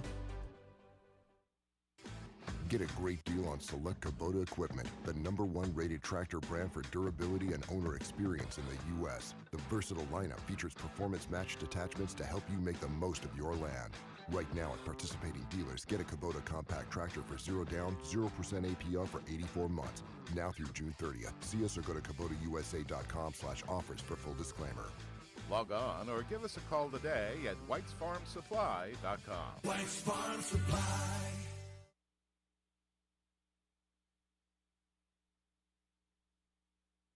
From screen printing and embroidery to promotional products and online shops, it's all under one new roof at Max's Print Shop in Marcy. Order anytime and any quantity in person or online at maxsprintshop.com. Since 1978, we pride ourselves on personally meeting every customer's need. We can take your project from design to production. And remember, Max's Print Shop will stitch anything. And we mean anything in the Utica-Rome area. Find us at 9555 River Road in Marcy or online at maxsprintshop.com. If you're hiring, it can feel like trying to find a needle in a haystack. You can hope the right person comes along, or you can just use ZipRecruiter. Like Marco, president of operations at Telly Tires and Auto Centers. ZipRecruiter helps me find all the right people, even the most difficult jobs to fill. See why 4 out of 5 employers who post a job on ZipRecruiter get a quality candidate within the first day. Now try ZipRecruiter free at ZipRecruiter.com/free. ZipRecruiter.com/FREE. WIBX 950 and 106.9 FM. This is Keeler. All right, Davey, I've lost my caller. Nobody on the line there. That means I'll take the first person through right now. I've got a great question. We had 3 winners in the last week and a half. 315-736-0186. First person in right now will give a chance to win with our free money question. I also have this morning an opportunity for you to win some. Good morning. Hi. Hey, who's this? This is Pat from New Hartford. Okay, Pat, stand by. We're going to get you. I also have a. Was Pat the original caller in? No. Okay, well, we lost somebody. We also have Yeti tickets to give away, lacrosse tickets to give away, played at the Nexus Center, and along with the all-in-one food and fun card and $100 on the line. All right, Pat, are you ready to go? Yes. Okay, here's your question. Teresa Bellissimo and John Young are famous for creating what recipe? Ready, go. Chicken riggies. You're going to go with chicken riggies. Chicken riggies. It is actually chicken wings. Oh, really? Yeah. Teresa Bellissimo. And, well, she was from the Anchor Bar. And John Young was from a place called Wings and Things in Buffalo. And actually, Young started serving wings in Buffalo quite like 5 or 6 years before they did it at the Anchor Bar. But the Anchor Bar added the hot sauce, which made for the buffalo wing sauce, and the rest is history. They are credited with creating the wings, the buffalo wings that we know today. So okay, so the buffalo wings, not the chicken wings, because that's like saying like I invented chicken breast and veal cutlet. It's just a cut, but right? It was a recipe that I'm talking about. Okay, the chicken wings made chicken wings famous, and really prior to these guys, no one ate chicken wings. Chicken wings were thrown away. It was not a part of the chicken that people ate, except maybe in the deep South. You saw a little bit of it, but nonetheless, Pat, we're going to give you the all-in-one food and fun card. It's a $25 gift card at Aquavino, Babe 72, Taylor and the Cook, and the Nexus Center and the odd concession stands. And we'll give you those lacrosse tickets as well for Utica Yeti. So stand by. Davey's going to hook you up, Pat. Thank you. Thanks, right. you guys. Pat was pretty close. He was close. Yeah. So just a quick thought on chicken wings here. If you ever took the chicken off the bone, including the skin, and I love chicken wings. I'm a huge chicken wing guy. If you take the chicken off the bone and the skin and you put it all together, I mean, from 10 wings, right? Because 10 wings nowadays is like, what, 15, 16 bucks? They're expensive today, yeah. Think of how much chicken you could buy with $16 versus the amount of chicken you extract from chicken wing bones. It's really quite incredible. It's a very small amount in comparison. In studio right now, Colonel Mike Garcia and the Deputy Director of the Air Force Research Lab, Michael Haydick. Gentlemen, good morning. Good morning. Good morning. How you doing? Did I get all that right? Okay, good. Pretty close. Yeah, so Mike Haydick, Deputy Director, and Colonel Fred Garcia. Oh, it's Fred. Wait. I thought you just told me Mike in there. You're Mike. Oh, my God. I've goofed up your name twice already today. I apologize. He makes miscommunication. There. He makes the mistake. I get to take credit for it. That's right. That's right. I'm We're kidding. just all distracted on the chicken wing discussion. Listen, we've been distracted on quantum computing, and in fact, there was a candidate in studio recently that, it was really quite a while ago, but said that what they were doing in Marcy, they're going in the wrong direction. It's outdated technology. They should be doing quantum computing. But based on what I've read and learned, we seem to be very much in the developing stages, and not just we, but the entire world when it comes to quantum computing. Can you talk about that a little bit? Sure, I'd definitely be happy to. So first off, regular computing chips, computer processors, they're going to be here to stay. They're here forever. Quantum computers are not going to be replacing those. They're going to work side by side with them. That's, right. That's the whole postulation of it. Now, if we go back, maybe talk a little bit about what quantum computing is. I promised Jeff I'd explain it to him and try and keep it as simple as possible. So if we think about nature and the fundamental building blocks of everything that makes up nature. If we go back to high school chemistry class, physics class, and you go back to things like atoms, electrons, neutrons, protons, ions, photons, all those particles we learned about, That is really the heart of quantum computing. And if you work at that very microscopic level, the very basic level, there's different properties that govern the operation of those particles. Much different than my coffee mug sitting here on the desk, right? So that's quantum mechanics. And those are the rules that allow us to actually build quantum computers.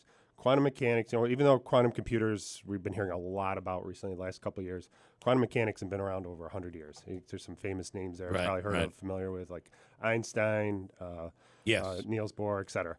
Right? So problem is we haven't been able to actually fabricate things. We had the theory and postulations, but we weren't able to fabricate things until most recently. I was very surprised to see where, when I was doing my research, how far, as you say, about 100 years ago, quantum, the concept of quantum, it goes back that far.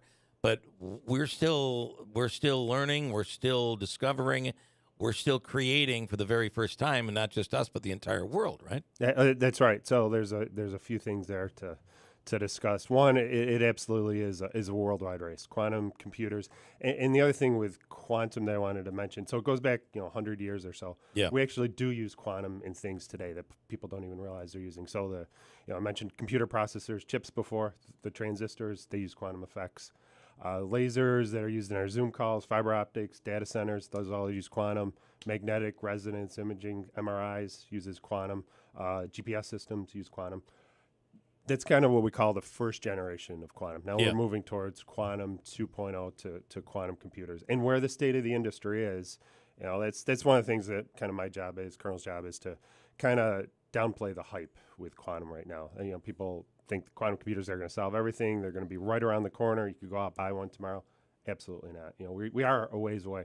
I liken it to, you think back to integrated circuits and the transistors in the 1960s or so when they were first starting out. And you think about how long it took for us to get there.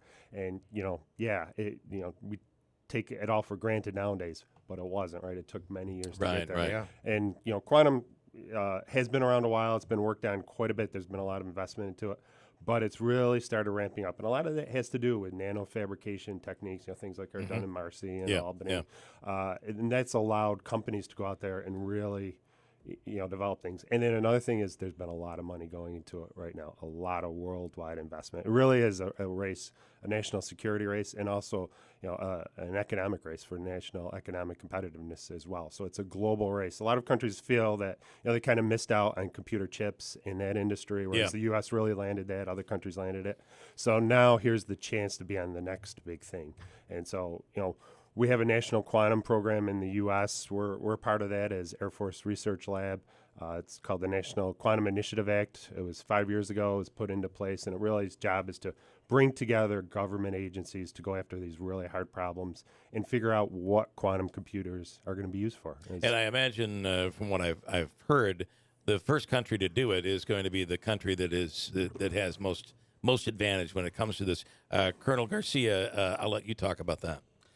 Yeah, and so that's the interesting thing. That's the first question I asked Mike when I got here a few years ago, because I could read everything that you guys are seeing online, do my own research, and everything pointed to Rome that we have in the United States. And I said, Mike, I know I took some quantum in college, but where are we with this quantum stuff? Because I'm hearing everything from quantum financial system to the quantum internet to quantum GPS and the systems that we use today. And that's what Mike told me is we got to manage the hype. I think everybody thinks we have quantum computers sitting on a desktop someplace doing these amazing calculations. Yeah. And it's really not true, but the foundational work that's behind quantum is really what drives Rome and what drives the places like Marcy here to develop the technologies that they have. But I think it's a misconception of people don't really understand what they're reading or understand what they're talking about. When they understand it, is it either a good thing or a bad thing? Well, it depends, I guess. It depends on... like everything else. Well, it depends on what you want to believe. How we use it, what you expect. Yeah. How, and either one of you can take this, and maybe it's a stupid question, but is it true that the AI world we're delving into could very well help us in advancing when it comes to quantum computing? Yeah, no, that's a really good question. I think AI is going to help us in a lot of different areas, and it's going to accelerate things, right? It's not going to, I think, it's not going to replace human intelligence or anything like that. You know, we can slow that train down too, right? Yes. But it will aid in the design. There's no doubt about that, and it'll, you know, kind of shorten that design cycle and allow us to develop computers, processors faster. There's one thing with quantum computers when we talk about how much in their infancy are, right? We have recipes for transistors now that we make and are pretty well known, and you know, they continue to improve. Quantum computers, much different. There's a lot of different, we call qubits or quantum bits out there, different types of systems. I know I heard you mention before you'd seen some of the trapped ion work at the lab at Anavari. All right, so that's one type of system. There's superconductors, there's integrated photonics, there's neutral atoms. There's a lot of different things that are out there that you could make a quantum computer out. So that's another thing. There's a lot of companies, a lot of startups, and some big companies as well, kind of racing and figuring out what that secret sauce is going to be. And, you know, right now we don't know what type of quantum computers and what they're going to be made from. The market hasn't really played that out yet, but AI is definitely going to help. Yeah. When Mary Izzo was in, she had said that we would be astounded, shocked by at the level of what is being done, at the high level that things are being done in Rome right now. Colonel? Yeah, and so people talk about AI and they think AI could take over the world or whatever, but I think of it as the same thing with quantum, how much hype is actually out there. I was at a conference out in Rocky Mountain, out in Colorado Springs, and they mentioned this Simpsons episode that uses ChatGPT. And that's what and I haven't seen Simpsons for 100 years, whatever it was. Yeah, either. But then when you think of AI, artificial intelligence, it doesn't do anything that a human didn't program it in. But what Micah said is correct. It helps us to get information faster, to process that information faster. So if you can imagine somebody from the 1700s just instantly being transported in today, they'd probably have a heart attack and die because of all the complexity that we have in the world. Yeah. Well, you can think of that as information, too. The amount of information that a single person has to process today is so much larger. There's so much more information that you have to put together to do something like quantum, to build a quantum system, that AI really helps you to get through that a lot faster than somebody just reading a book or doing a couple of experiments. Well, and that we basically, when it comes to, for instance, medical research, a lot of that is trial and error, and the AI that's what's going to speed that up. Is it'll be able to process all of that so much faster than we're able to do it today. Yeah, it's really exciting. You bring up a great point, triggered a thought. So the Cleveland Clinic, they actually partnered with IBM recently on what they're calling an accelerator. So combining AI and quantum really for medical research and, of course, drug discovery. That's going to be, it's one of the big speculations and postulations that quantum computing will be able to do is accelerate the whole process of drug discovery. All right. If you guys have a minute, we're going to take a break. We have a news update, and then we'll come back. And if anybody has any questions, we'll take some calls, 315-736-0186. But I think that it's amazing what has happened. I've had the luxury of being able to tour the facility a couple times and see the excitement coming from people like you, the excitement out there of what's being done right here in our own backyard. It's pretty cool. News is next at WIBX. There are more identity threats than you realize. Even if you monitor your credit, only a little personal info needs to leak out, like your social security number or password, for you to become a victim. LifeLock alerts you to threats you could miss. If your identity is stolen, a dedicated U.S.-based restoration specialist will work to fix it. No one can prevent all identity theft or monitor all transactions, but everyone can save up to 25% off their first year with promo code NEWS.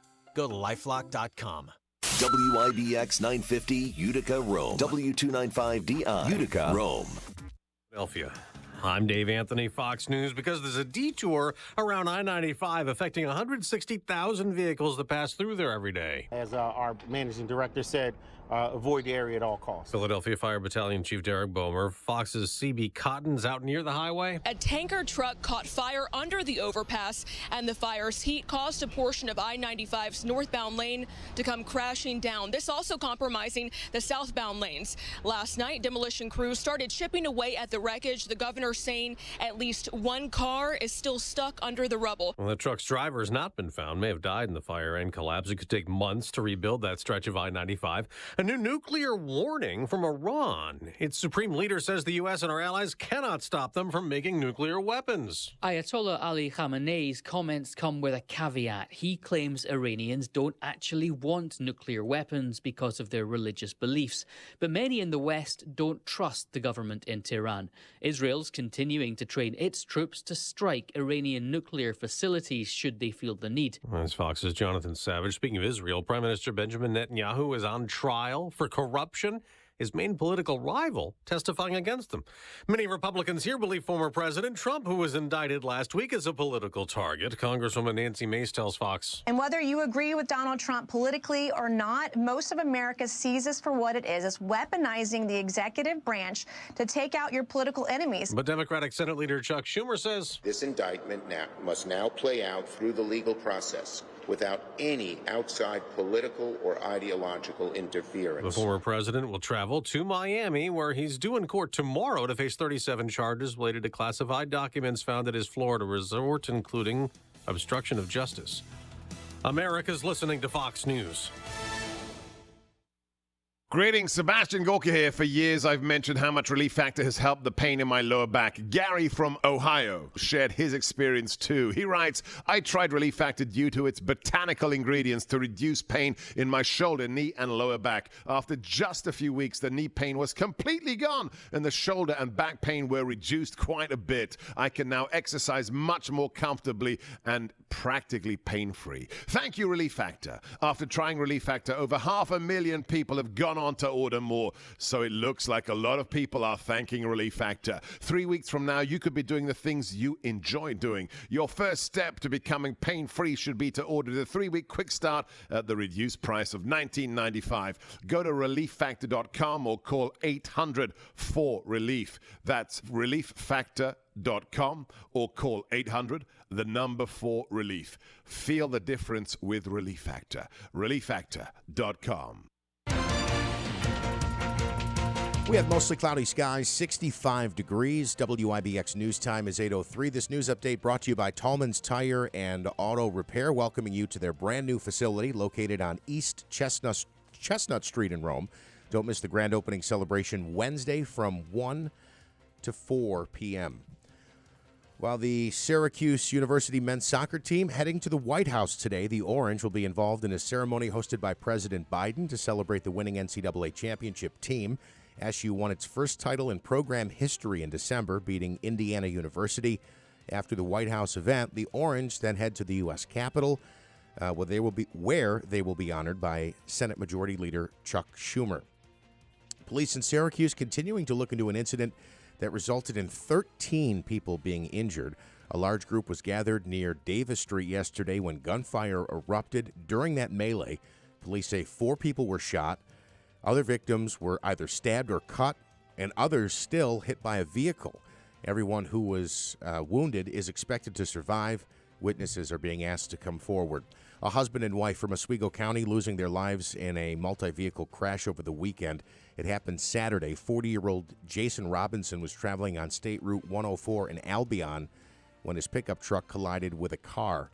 Police say 2 people in that car, 62-year-old Anne-Marie McDermott and 66-year-old Richard McDermott of Pulaski, were pronounced dead at the scene. Robinson also suffered life-threatening injuries. However, he was issued a traffic ticket in that accident. One of the biggest horse races in the world could wind up at Saratoga Racecourse in 2025. The New York Racing Association says the track is being considered as a possible site for the 2025 Belmont Stakes. The race might have to be moved to another location because of renovations that are set to be made at Belmont Park. The Belmont is the final leg in the sport's prestigious Triple Crown. The 2023 season at Saratoga gets underway on Thursday, July 13th, and it runs through Labor Day. WIBX News Time, 8:06. Your Weather Center forecast calling for rain showers this afternoon. Expecting mostly cloudy skies for much of the day today, and then rain showers and maybe some thunderstorms after 2 p.m. today. Tonight, showers likely and possibly a thunderstorm through the overnight hours, a low of 56. Chance of rain showers again Tuesday, early in the day, then gradually becoming sunny by the afternoon. Tomorrow's high 75. Rain showers Wednesday and maybe a thunderstorm as well with a high of 70. Bill, right now we have cloudy skies, 67 degrees at 8:06. All right, in sports, a depressing update here for all of us in the studio. Mets lose the rubber match to the Pirates, a final of 2-1. The Mets have now lost 8 of their last 9 games, but a bit of history in the game yesterday as Pirates legend Andrew McCutchen earned his 2,000th Major League hit during that 2-1 victory for the Bucks. And the Yankees dropped their rubber match against the Red Sox 3-2 the final last night. In 10 innings.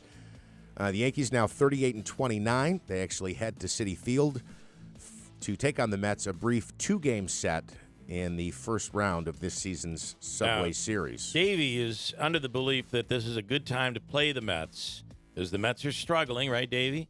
And the Yankees are going to come up with a couple easy wins. I have to tell you, I think the Mets are just looking for some spark to turn things around, and it could be the Subway Series that does it. Davey, this could be bad. Yeah. The Mets will sweep the Yankees. That's my prediction. Oh, is that your prediction? That's my prediction. Yeah. Yep. Well, the Mets will be without the polar bear, Pete Alonso.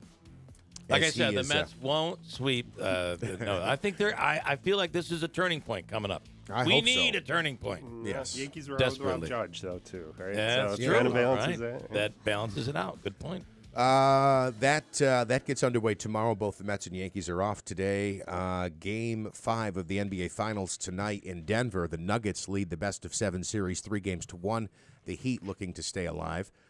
Nick Taylor wins the RBC Canadian Open. We had a comment here via the WIBX 950 app that the golf tackle was in a scene out of Happy Gilmore, LOL. But no, I was actually talking about the water boy. That's why I was making that noise. When they got him to tackle, he was like, and then he'd go and spear tackle. And that was really what happened. That guy got speared. Yeah. Well, they thought he was somebody who was running onto the course and attacking someone.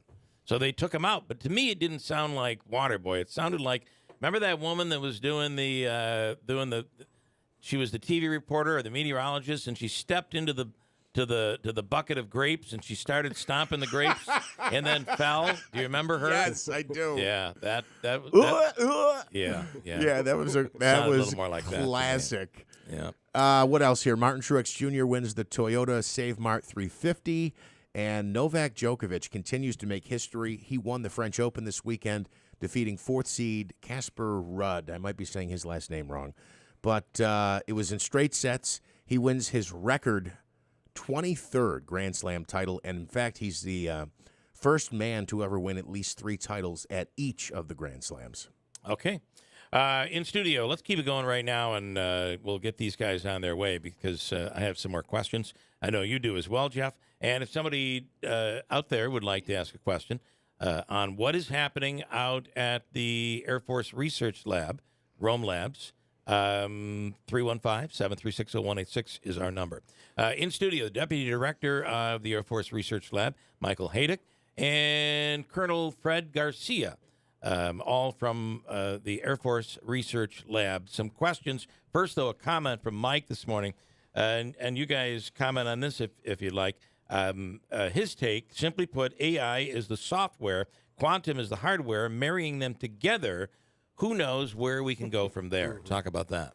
Yeah, so I'm happy to discuss that. Yeah, I agree. AI, when we think about it, it's generally software, it's the algorithm. There's 3 pieces of AI that all have to come together. You need the algorithms or the software part of it. Mm-hmm. You need data to train those algorithms, right? That's what allows things to actually give you answers in the end. And then you need the hardware. So you can't forget, you still need good hardware. And that's one of the things that people tend to forget about why AI has come along so fast and so quickly is the acceleration of what we call traditional computing hardware. Am I wrong if I equate it to this? I remember when I had, we were early on in personal computers. So let's go back, it's probably not early on, but at least in the lives that we know today with our computers, go back 20, 25 years. I remember when I had gotten an upgrade on a computer, and I went to use a certain software, and I could barely use it because the computer was so fast they had not adjusted. It's almost like they had to adjust it to in order for us to work it properly. Almost put a governor on it in order to be able to operate the software because the computer was so fast.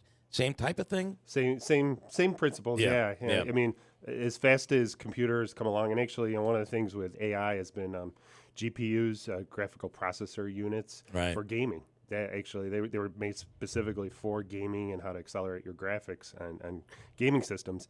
They had a whole use in AI because you were able to apply those and use those. So that breakthrough has been really pushed that industry ahead, and you combine that with more traditional processors, it has really just continued to push that field. Colonel Garcia, I'd like to ask you because I learned, Mike, you are a native. You're from here. Yep. Where are you from, Colonel? Born in Denver, but raised in Wyoming and Montana, actually. And I just came here from Albuquerque, so I've been all the way along the Rocky Mountains from Mexico to Canada. And a whole bunch of other places on other sides of that, too. So one of the, we were talking during the break how devastating it was when we lost the base. Mm-hmm. And the thought was, we had a lot of ideas. We did Woodstock. We thought maybe NASCAR, right? That was a big thing. We were all disappointed when they said, no, we have a game plan. We're going to stay with tech, and we're going to. And at that time, I think we all just looked and said, this is going nowhere. Yeah. This is going to be another base that is just dormant and looks empty. And look at it today. So a couple of questions. Number one, how that facility, how the base has transformed versus what you might have seen elsewhere in the country. And what is it like to come here and work with officials here locally? And are we making it easier for you? Is this a good place to be? No, this is actually totally easy. So my story, I tell this story kind of a lot. I've been to, I don't even know how many different bases, probably 10 to 15, somewhere in there. And you always hear about partnerships and people working together for the local community, but those were at established bases, never had gone through a BRAC or anything like that. Yeah. Of course, everybody's worried they're going to be on BRAC lists. Yeah, don't worry about it. Yeah. Well, you come here, and I remember before I got here, I was hearing stories that we got these projects and those projects, and you got to work with these people outside the fence and all that other kind of stuff. The big thing was the fence line at the time, and of course, it's built now. But I said, yeah, right, I don't believe it. Partnerships are always around. They never work. Nobody gives a crap. They just go and do their job, and then they forget about it at the end of the day. Yeah. Well, I showed up in Rome and met Mayor Izzo and met a lot of the local officials, some of the state officials, even some of the national officials came down. Yeah. And I was amazed. I thought, wow, these partnerships are actually working. And so my curiosity was piqued. I thought, is it real? Well, sure enough, it was real, and it's still working today. But then I heard stories of the BRAC.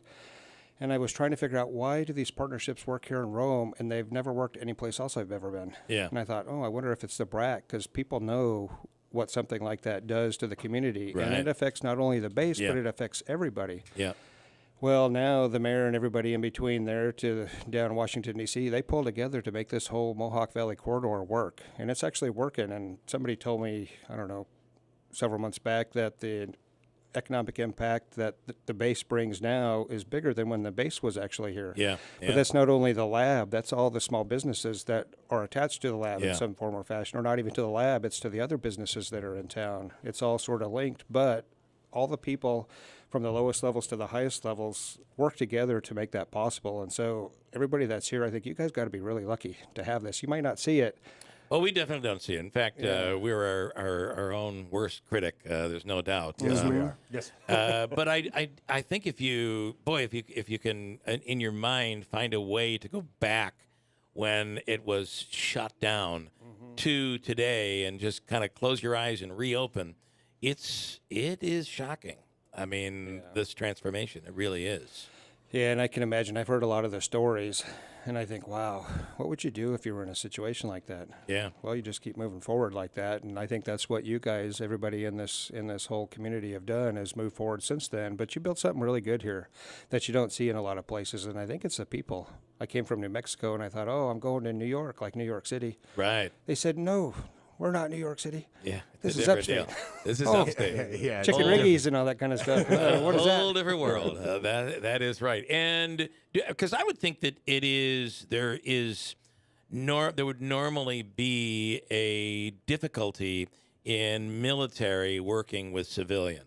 right? I would think that would pose a problem right at the beginning. And I think mostly that's probably true if you were in an operational unit like F-16s or fighter pilots or maintenance or some other kind of a thing like that. Not a lot of civilian workforce in there. But what we have at the lab is the civilians really drive what we do there. We've only got, 68 some military right now. Okay. And then there's 1,200 people together when you count the civilians, the military, the personnel, the support, contractors, all those kind of people. Okay. The military at that place is really, really small, and then if you count Eads up on top of the hill, that's some more military, but still, it's really run by the civilians. And Dr. Haydick here, he's really the brains behind, and the director. I'm just here to mow the grass. That's kind of how I see myself.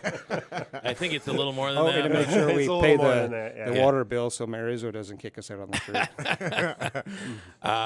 Okay, Deputy Director, let's talk about a few things that are going to be going on. Number one, there's a conference coming up, and then students will be here this summer. Talk about these two things. Sure. So we have coming up end of June, June 27th through the 29th, what we call our Q4I, Quantum for International. So it's a little play on words there, Q.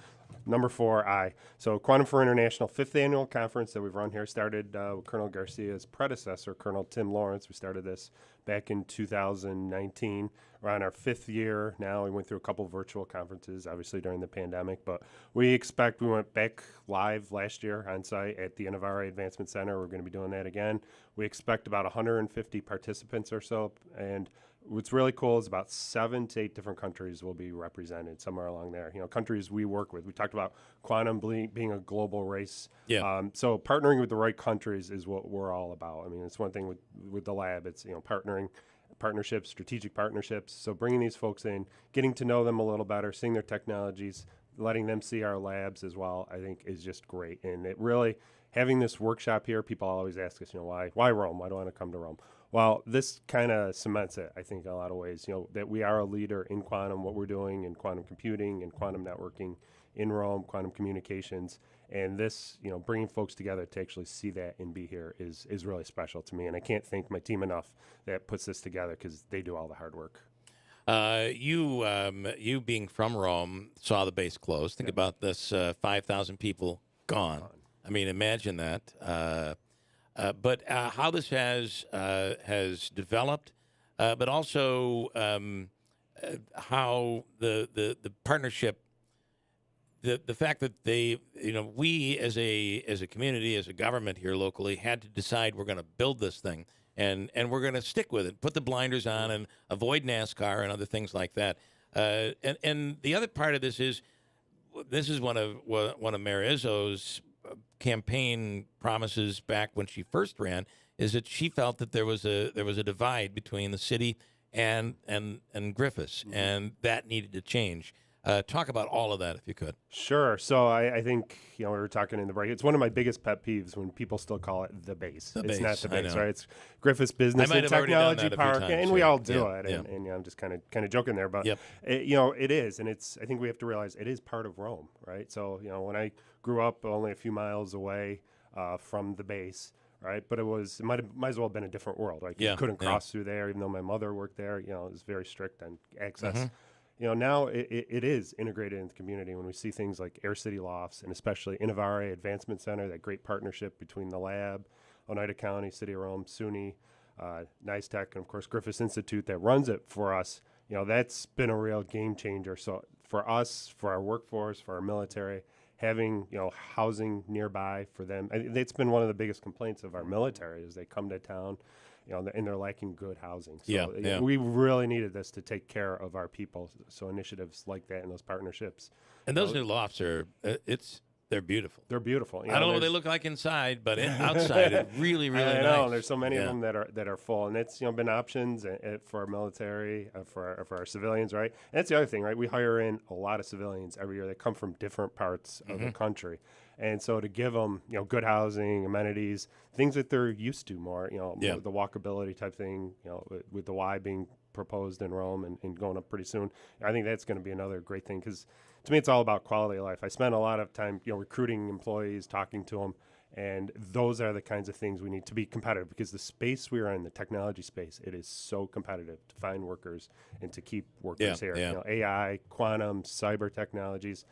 you could go anywhere and make a lot of money. So, why come to Rome? So we have to have those things that will hook people in, if you will. And, you mentioned briefly summer students, right? That's a great way for us, talent pipeline for us, where this year we're hitting a new record. We have several programs, one that just started last year as well, that's really pushed us past. But if you take in summer interns, so students, as well as some summer faculty, professors that come here during the summer to work with our team, we're going to have over 300 students in faculty here in Rome, right? So Colonel mentioned, we have about 800 government people. You add in 400 contractors, that's 1,200, but 300 in addition to those 1,200. That's a lot of people, right? That's a big force multiplier. And it allows us to, maybe, multiple years, see these students, they see us, kind of deciding, will this be a good place for us, good career for us? And we have some just awesome programs. One of the programs I just want to briefly mention it's called ACE, ACE, Advanced Course in Engineering, but it's really a cybersecurity course. This is its 21st year, and it really brings in ROTC students from around the country and students from around the world. We have about 10 people from England this year, as well as three from Switzerland. But it's a course in cybersecurity, right? They're learning, but they're really learning. And it's more than that. It's leadership. It's physical fitness. The students are expected. They have to run 8 miles a week. One day they run 8 miles a week, and it's a real team bonding. And these students work their butts off. They put in 60, 70 hours a week. Wow. And that's one program, right? That's about 40 so people. And then, we have other programs. We have a new program in cyber security for more early in the year in the undergraduate line, maybe freshmen, sophomores, where they're kind of just learning about cybersecurity. So that's been good. We've gotten funding from Office of Secretary of Defense to work that program. And then we have our regular summer interns programs, as well as some other programs from historically black colleges and universities, minority serving institutions, to really build comprehensive workforce for the future. Colonel, you want to add to that? Yeah, no, it's actually huge. I remember the ACE program. I was an ROTC detachment commander down at University of New Mexico a few assignments back, and we sent one of my kids there, and this kid was on the verge of failing. He had his last opportunity, kept switching majors because they were too hard. We sent him off to ACE, and I didn't know anything about ACE at the time. Just know, he's going off. He came back. He was one of my top students after that class that they had here in Rome. Wow. And I knew he came back and was going to hack his grades, and so I had to put a stop to that because he learned all these things in the cyber part of ACE. But that's funny. Then I come here and learn what these programs are all about, and I think, wow, this stuff is really good. So there's not just things like quantum going on at the lab. It's all this community interaction. A lot of the STEM development, K through 12, all that kind of stuff is going on there too. But it's not just us; it's everybody around that has to make it work. It's just amazing. I was just going to throw in a plug for the Boilermaker. Unfortunately, the 15K is sold out, but the 5K is still available for those men and women who are running 8 miles a week. They do it. They, we may have a Rome Lab team this year, so those are the ones that carry us, right? Awesome. So us veterans have been doing it since like '94. When your time keeps going up, we got them carrying it for us. Nice. Gotcha. So if you could just wrap it up, one of the tell me some things that have happened there that you're really excited about. And by the way, it's Dr. Michael Haydick, Deputy Director of the Air Force Research Lab, and Colonel Fred Garcia. Some of the things you're proud of that you guys have accomplished there. My biggest thing is actually just being a part of this. They said, hey, you're going to Rome, and I thought it was Italy. No, you're going to New York, but I had no idea what it was about. And then they told you New York, which was even more disappointing. Exactly. But then I learned what the technology, what actually happens at the lab there in Rome, and then just a lot of the supporting things. This technology is the stuff that is going to drive the future. It's all the way from national security to the personal interest that I have. I really love dabbling in a lot of this kind of thing. But we do all that stuff here at Rome, but it's not just one or two things. It's everything, and C4I and cyber, command control communications, computers, intelligence, cyber, all that kind of stuff. The mission that we have here in Rome is way too big for the amount of people that we have here in Rome, but just to be a part of that, because it's the future. And it's not just the stuff that we do, but it's all the spin-off stuff and the small businesses that are doing things on their own that will contribute to what we do, but they also contribute to what society does. It's just really good to be a part of that. I'm going to throw you a curveball and ask you, are you hopeful for the future? This is a time in our world, in America, where we are completely divided, more so than it seems that we've ever been since in our lifetime. And maybe it was bad in the 60s, but it seems bad today. We're hearing the artificial intelligence stories. We're hearing the divide in the country. We're hearing about the scary things around the rest of the world and technology. It does feel a little like, boy, we're doomed. Do you have hope? What's your outlook, Colonel? Yeah, I have a lot of hope. You think like Skynet, Terminator, and that's what people usually go to with that. But my biggest thing really is if everybody thinks for themselves, critically thinks, and looks at the data. We talk about data a lot, but if you look at the information that's around you, I think most people are pretty good. And if everybody starts to think critically for themselves and to make decisions based on that versus what somebody tells you, I think that's what gives us the biggest hope for the future. Boy, that is the best advice. And the good thing is we are teaching our kids to think, critical thinking, and that's a major part of curriculum. And Mike, I'm assuming you agree with that. Absolutely. I think the only thing I would add to is it just shows you now though the critical role of what we're doing at the Air Force Research Lab in terms of research and development, not only for the future fight, like we were talking about quantum and AI, but of course now, here and now, right? There's stuff that we're working on with our customers. We bring in over $1 billion a year in customer funding to make an impact now, not waiting 20 years like quantum may have. So that's something to think about. And then really when you think about the state of the world, what we see in Russia and the Ukraine, and of course China is always on our minds at the lab as well and what they're doing. So it gives us a great sense of purpose in what we do for the lab. And I've probably been at the lab for over 30 years now, 32 to be exact. And it's, to me, it's like every day it's just get up, go to work. I couldn't be prouder of what we do at the lab. That's and our people. So definitely better than NASCAR. Okay. I'm a big number 9 guy in NASCAR. Okay. I'll throw that plug in for Chase. Fair enough. Davey's with you. Gentlemen, thank you so much. We appreciate it greatly. Love to get the update. 827 at WIBX. From screen printing and embroidery to promotional products and online shops, it's all under one new roof at Max's Print Shop in Marcy. Order anytime and any quantity in person or online at maxsprintshop.com. Since 1978, we pride ourselves on personally meeting every customer's need. We can take your project from design to production. And remember, Max's Print Shop will stitch anything. And we mean anything in the Utica-Rome area. Find us at 9555 River Road in Marcy or online at maxsprintshop.com. If you're hiring, it can feel like you're trying to find a needle in a haystack. You can hope the right person comes along, or you can just use ZipRecruiter. And now you can try it for free at ZipRecruiter.com/radio. In fact, ZipRecruiter has helped a lot of business owners find their needle in a haystack, like Marco, president of operations at Telly Tires and Auto Centers. Because Telly Tires has grown a lot in the last few years, Marco needed to hire everyone from a receptionist to a store manager to a head mechanic. ZipRecruiter helps me find all the right people, even the most difficult jobs to fill. ZipRecruiter helps me keep my business running. Take it from Marco and millions of other businesses who've used ZipRecruiter. ZipRecruiter can help you find the needle in the haystack. See why 4 out of 5 employers who post a job on ZipRecruiter get a quality candidate within the first day. And right now, you can try ZipRecruiter for free. That's right, free at ZipRecruiter.com/radio. That's ZipRecruiter.com/RADIO. ZipRecruiter.com/radio. ZipRecruiter, the smartest way to hire. Flag Day is June 14th, and the Forgo Agency and NYCM Insurance are celebrating with a flag exchange. Show your patriotism by flying a beautiful new American flag. Bring in your old, worn-out American flag to the Forgo Agency, 136 Clinton Road, Route 12B in New Hartford on Tuesday, June 13th and Wednesday, June 14th from 9 a.m. to 5 p.m. and exchange it for a brand new one. They'll handle the proper, respectful disposal of the worn flags. Don't have a flag? Just stop in and they'll give you one. While supplies last. One per household, please.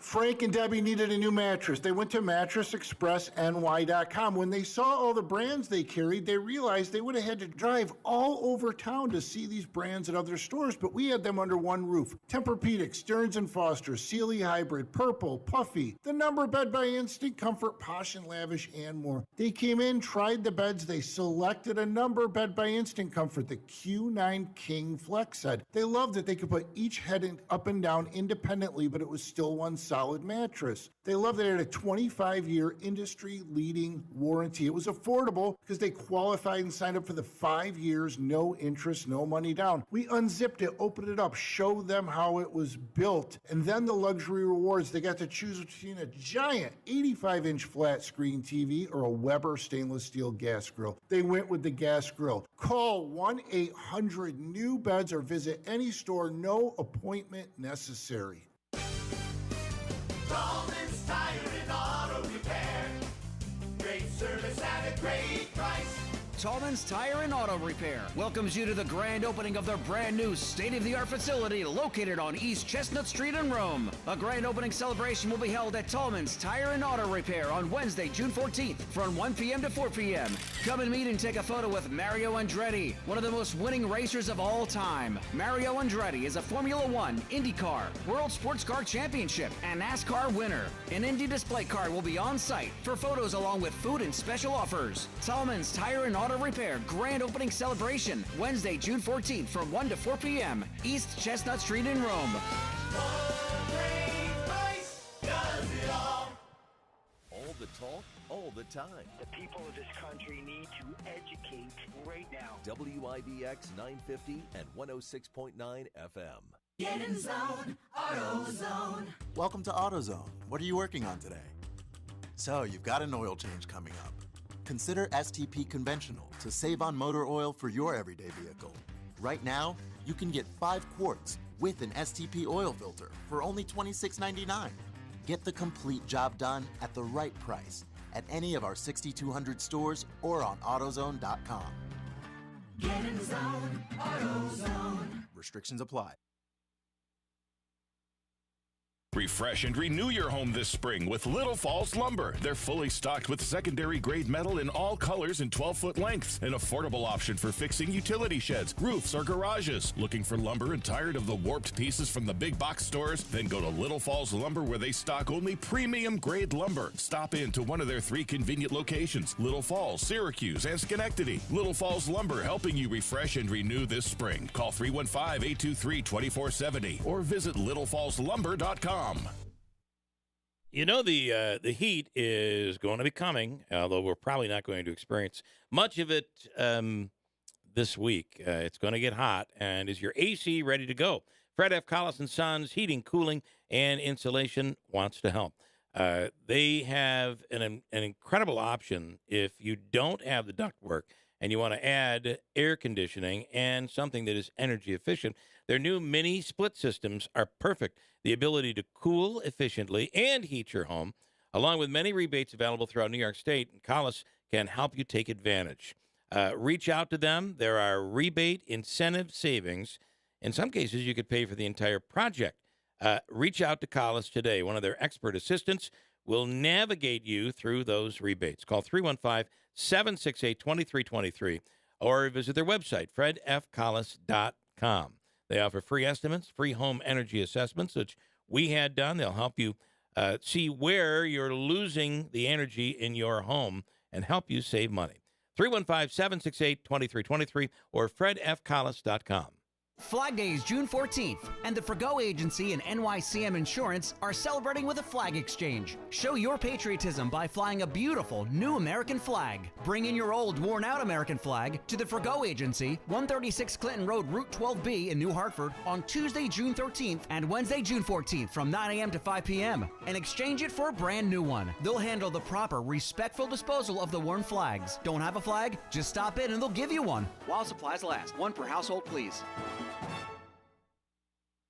Buy direct from the manufacturer and make a splash with a new spa from Strong Spas, now open in Sangertown Square. Choose from over 100 ready-to-deliver spas in stock with new inventory weekly and prices slashed to move fast. Visit the largest spa showroom in New York State and ask about their many financing options. You have to see this showroom to believe it. Strong Spas. Experience the difference in person. Sangertown Square, New Hartford, or online at strongspas.com. Hurry, these spas won't last.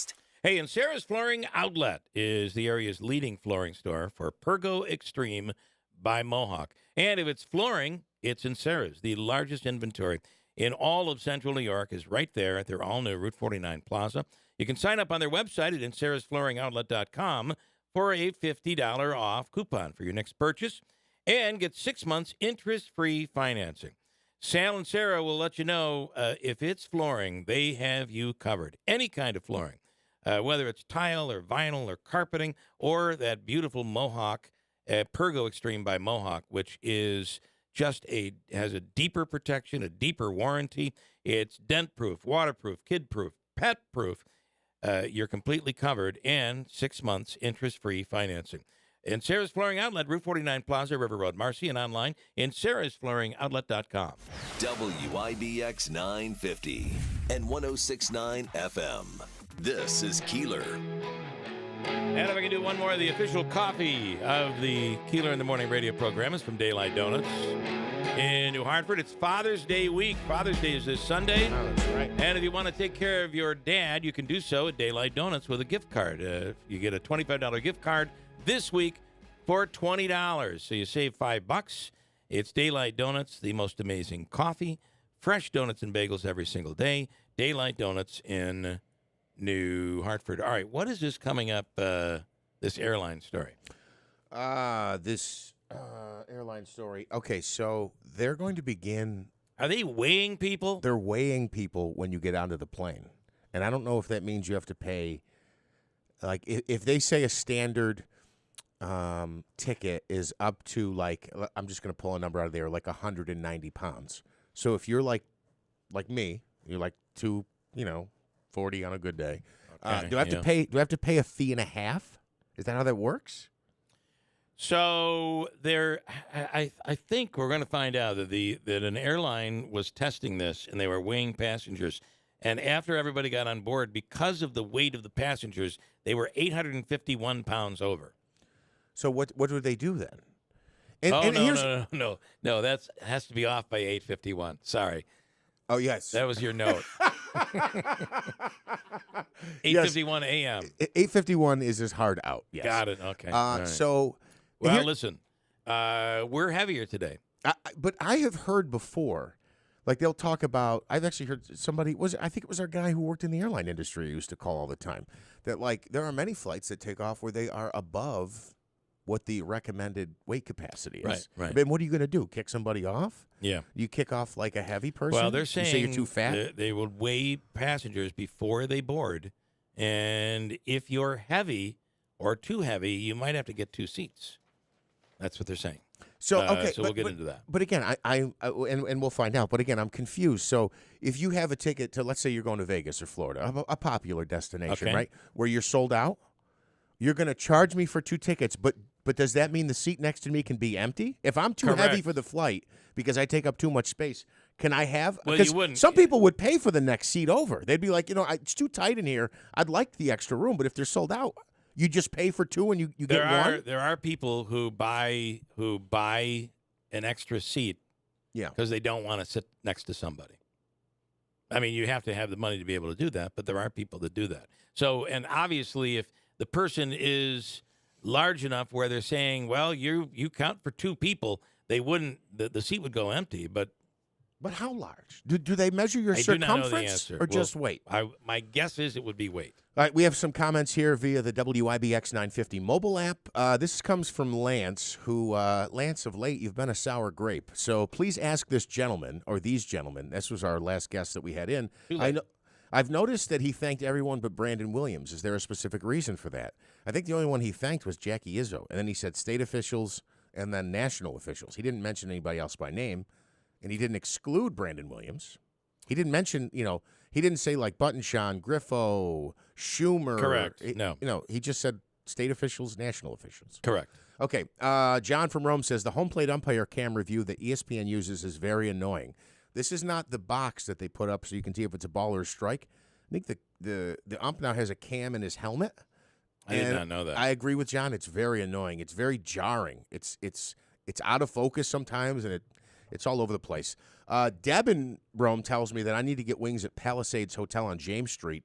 They do regular wing specials. Saturday night, 60-cent wings. So I might be down there Saturday.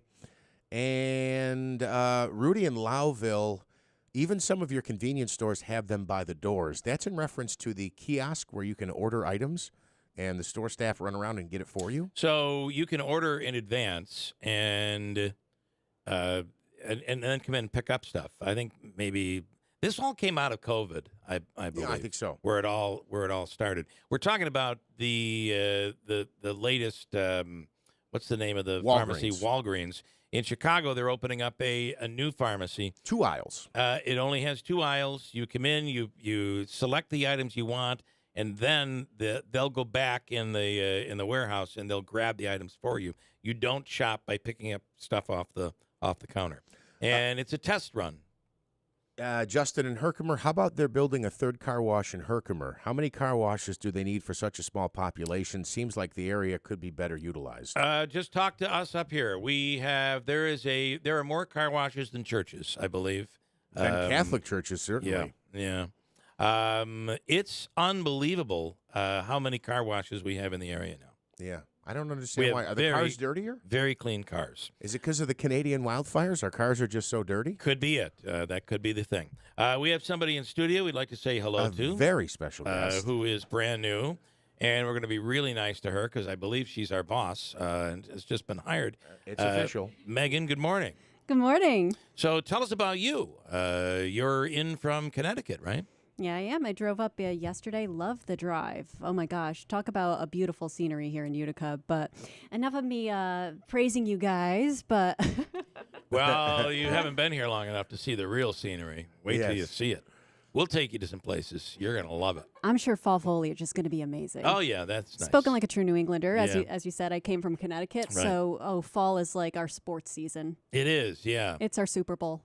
Well, I don't like the Patriots, so let's not talk about that. It's okay. Neither do I. That's good. Who do you like? Do you have a team? Let me just say this. I am used to disappointment, so I like the Giants and the Mets. Oh, okay. We're Mets fans. Hopefully I didn't rub any wrong feathers, but it's okay. I'm a Giants and a Mets fan. That's awesome. We are very used to disappointment. And we're very gracious sports fans. Yes. Did you grow up in Connecticut? Yes, sir. All right. And where were you working prior to this? How did we steal you away? Where were you working? Oh, Karen and John, Karen's in studio with us, worked very hard to steal me away from ABC, where I worked with the ABC News Radio, writing actually prep service for morning radio shows and pop content, hard news content, and as we called kickers, which is your man bites dog stories. Love those stories. And, it's the kicker story is the one at the end where it's the oddity, the crazy story, the man bites dog story. And it's amazing how many stories came out of Florida. I was just going to say that. We talk about this all the time. All the crazy stories come out of Florida. Yeah, I don't know what it is. There's something about Florida. Maybe they just have a good news service down there, but they seem to cover... There are just so many horrible, crazy stories that come from Florida. Or maybe the Florida man, they keep trying to out-Florida man the other. They set a bar, and they need to beat the bar. Well, they should leave the bar. I think they should leave the bar. That's the problem. Maybe also, synthetic marijuana Maybe they're spending too much time at the bar. Yes, and exactly. That's what's causing the problem. So... Something in the water. Yeah, you may very well be right. Okay, I'm going to break because I do have an upcoming thing here. Yeah. Is he ready right now, Smitty? All right, they're there right now. We'll talk more with you in a second, so stand by. Let me break. We'll come right back and talk about weighing before flying. 8:43 WIBX. Do you have heart failure and often hear, "Those stomach issues ruined your birthday"? "You're too tired to play catch, Grandpa." Sweetie, you haven't touched your tools since the carpal tunnel syndrome diagnosis. If these seemingly unrelated symptoms sound familiar, talk to your cardiologist. Ask about transthyretin amyloid cardiomyopathy, or ATTR-CM, a rare and underdiagnosed disease that gets worse over time. Learn more at connecttoyourheart.com. That's connecttoyourheart.com. Sponsored by Pfizer. WIBX 950 and 106.9 FM. This is Keeler. All right, Patrick Arnzen is a former pilot who has built and run several aviation businesses over the years. He's on the line, meaning he's an expert. He's on the line right now. Patrick, good morning. Good morning. By the way, I have we were talking briefly about this, about weighing people on flights, and a guy by the name of Mike says this. I've been on flights in the past for small aircraft where they have to move people around by weight to make sure the plane is balanced. Does that sound familiar? It is, yeah. It's really important to make sure that the weight's in the right spot on these airplanes. What do you think of, is it going to be a thing where they'll be checking your weight before you get on a plane? Take your shoes off, walk through the detector, then step on the scale. Step on the scale. No, I don't think that's going to happen. I think that Most of this news that we see with people being weighed before they're getting on these airplanes is an opportunity for the FAA or the equivalent of an FAA in a foreign country to determine what the average weight of a passenger is getting on an airplane. What the pilots do before they take off is they take an average weight of a person, and they determine, is the airplane in a spot that they can safely take off. Is people get bigger, and as airlines cram more seats onto these airplanes, it's important to keep that information up to date. Are we safer than ever before in the air, do you think, today? Well, I think with technology and I think with training, I think we continue to improve the safety of the national airspace system. I think that as these airplanes become more sophisticated and the training becomes better, I think it's only going to get safer. But I think we're already in a very safe spot. Yeah. So what is the deal? They're not going to weigh you, but they might be. Well, they're sampling. They're sampling. Is that correct? That's correct. They're sampling it. A few years ago, the FAA actually increased an average adult passenger in a carry-on bag from 190 pounds in the summer and 195 pounds in the winter, because it used to be 170 pounds and 175 pounds. And that weight also assumes a 16-pound personal item, up from 10 pounds, a few years ago. So I think, people are getting bigger, and, this is what they're doing to make sure that we all stay safe. It's funny. I pulled that 190. That was my guesstimated weight, that above or below, and that's exactly what it is, 190. Yeah. And that's with a bag or without, you're saying? With a carry-on. With the bag. That's with it? Okay. So that assumes a 16-pound bag. Okay.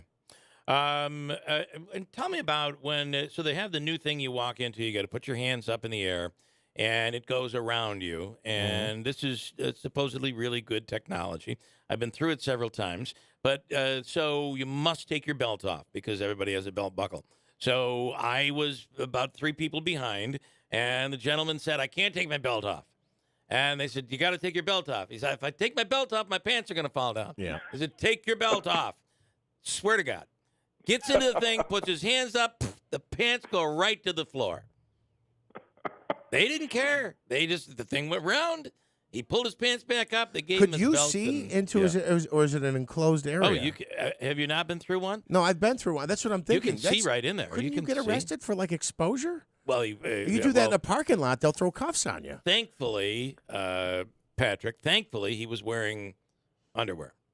Otherwise, but they didn't know. They're like, listen, rules are rules. And they can be pretty tough in that security area, right? That's right. I guess that guy probably would wear tighter pants the next time he went through security. That's right. I've never seen that before. Absolutely, totally happened. And then I wanted to ask just one question before we let you go. So we were coming out of Orlando, and now on the way down, this was probably 7 years ago, and we're taking our kids to Disney. So going down, you got to take your shoes off. You've got to take your laptop out of your bag, et cetera, et cetera. All the things they're really, really checking, and it kind of makes you feel safe.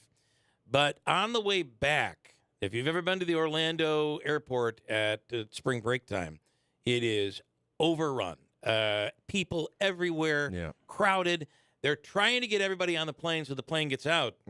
And security went down to, okay, keep your shoes on, keep everything in your bag, keep going. Everybody, just keep moving forward. We just walked right through security. No checking at all. I would think I was feeling a little unsafe. Should I have been? Honestly, I can't really speak to that, having never been a TSA agent myself or knowing what their rules are. I'm really not sure. You would hope they have equipment that would be able to read something if somebody had a gun or a weapon of some sort. You would hope, right? And I think that's probably the case. Yeah. They probably have things that we don't know. We just don't know about. I'm sure they do. Yeah. Okay. That's a good thing. All right. You're up against your hard out. We appreciate your time. Thank you. Take care. Okay. So the only thing I have to say about that interview is we brought them on because they're going to, the headline is they're going to be, this is when you're writing prep, right? You write it. The headline is they're going to start weighing people in order to get on an airplane. But then you talk to the expert, and he says, no, they're not going to do that. They were just sampling. That's all. So now what do we talk about? In hindsight, I would have booked something else. Yeah, basically, I'm he just said saying. that wasn't true. Can I just point something out though? Like when you gave that example about being on spring break in Florida, I think the actual that actually happened. Oh, I They believe just you. Rushed everybody through. I believe you, but I think the deterrent is that there is security in place, right? So when you're in line, like there are even times where people like I had a guy in front of me one time, and he's like talking to his wife. He's like, "Babe, I got the pocket knife on the keys. I got that little pocket knife on the keys." So Right. like he had to because you know it's there, so You're nervous. you kind of police yourself in theory. Now, if every Friday at 6 p.m. they turn off the security, right? That I think creates a major hazard. But I think in certain circumstances, they probably have a mass scanning device where I would hope they do. A gun or a bomb. But I would think that if you're looking to get in and get through security with something, you would know, all right, if we go at spring break time, chances are it's going to be so busy they're going to rush everybody. They're going to rush everybody through. I would think that is that for the whole day though? I have no idea. We were only there for a flight. If you try to go through that with a bomb and they catch you, I mean, you're probably life in prison. That would be a heck of a risk, right? It would be quite a risk. But You're if you do get absolutely through, if you do get through, that's also a risk because you're going to die. Significant, right? yes. Along with everybody else. One more break, and then we'll wrap it up here for Monday morning. I got a bunch of audio that I haven't played as of yet. We'll get that in. And anything else, we'll talk more with Megan, as a matter of fact. 8:51 WIBX. High school graduation is just weeks away. Before you know it, you'll be packing up all of the new things you bought for your dorm room and heading off to college to start your next chapter. More independence, new friends, and new adventures. But wait, have you opened your new campus checking account at Adirondack Bank yet? Adirondack's campus checking has all of the features you're looking for, including no monthly minimum balance requirements, no monthly service charge, electronic and mobile banking capabilities, which is a must for a college student on the go, and up to $15 in ATM withdrawal fees waived per statement cycle. Stop into any of our conveniently located branches today to open your new campus checking account and receive a free gift. Let us help you get off to a great financial start. A minimum deposit of $25 is required at account opening. Member FDIC.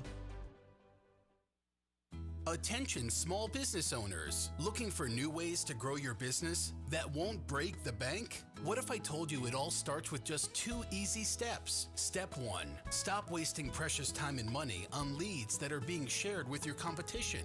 Step 2, speak with the experts at Town Square Interactive, delivering digital marketing solutions perfectly tailored to your business. You'll get the people and the platform to get in front of more local customers, all for one affordable monthly rate. The best part? No more sharing leads. Your ideal customer will come directly to you. Ready to get started? Go to townsquarelocal.com to use our free traffic estimator and see how many local customers your business could be reaching right now. See why we've been trusted by more than 100,000 small businesses and start growing yours today. Just go to townsquarelocal.com. That's townsquarelocal.com. The Falcon Clinic in Washington Mills is accepting new patients. Dr. Shemaleski, Dr. Zielinski, and Dr. Kosminski, along with others, all under one roof. So whatever it is you're looking for, you can find it at the Falcon Clinic. Are you in need of a new family doctor? They are accepting new patients today.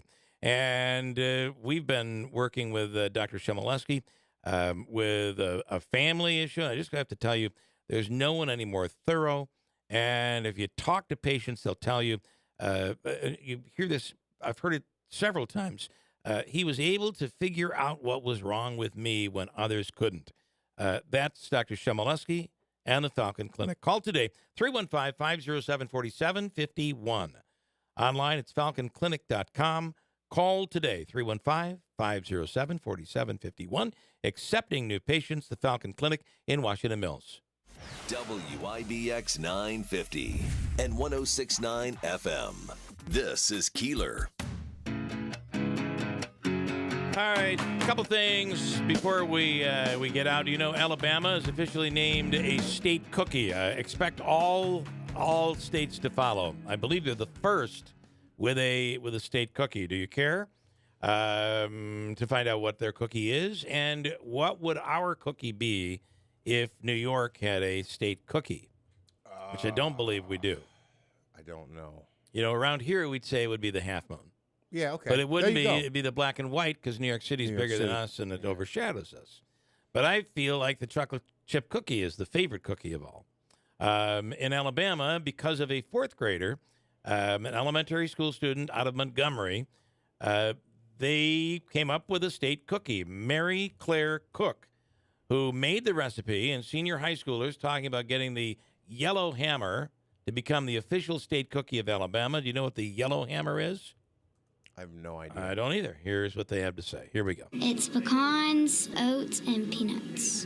And it has peanut butter filling in the middle. We figured out that Alabama does not have a state cookie, but other states do, and we felt like we needed a state cookie as well. It has 3 ingredients that really encapsulate the state of Alabama, with pecans from Mobile and Baldwin counties, peanuts from Dothan area, and oats from central Alabama. Okay. Do we have a state cookie? Does anybody know? I don't think so, but I agree. It should be the Half Moon.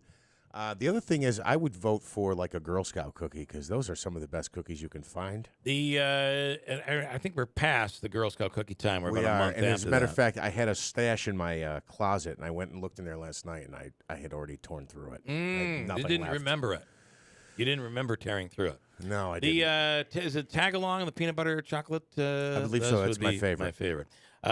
We were just introducing you a few minutes ago to Megan. She's new. Are you here now officially? I am coming up in 2 weeks, and You I are in get to 2 do my weeks. final walkthrough of my new home. Oh, okay. You're doing that this week, today. Yep. Right after Okay. this, I'm excited. So when you say you worked for ABC, tell us a little bit about that. You were writing, so you were up early every morning.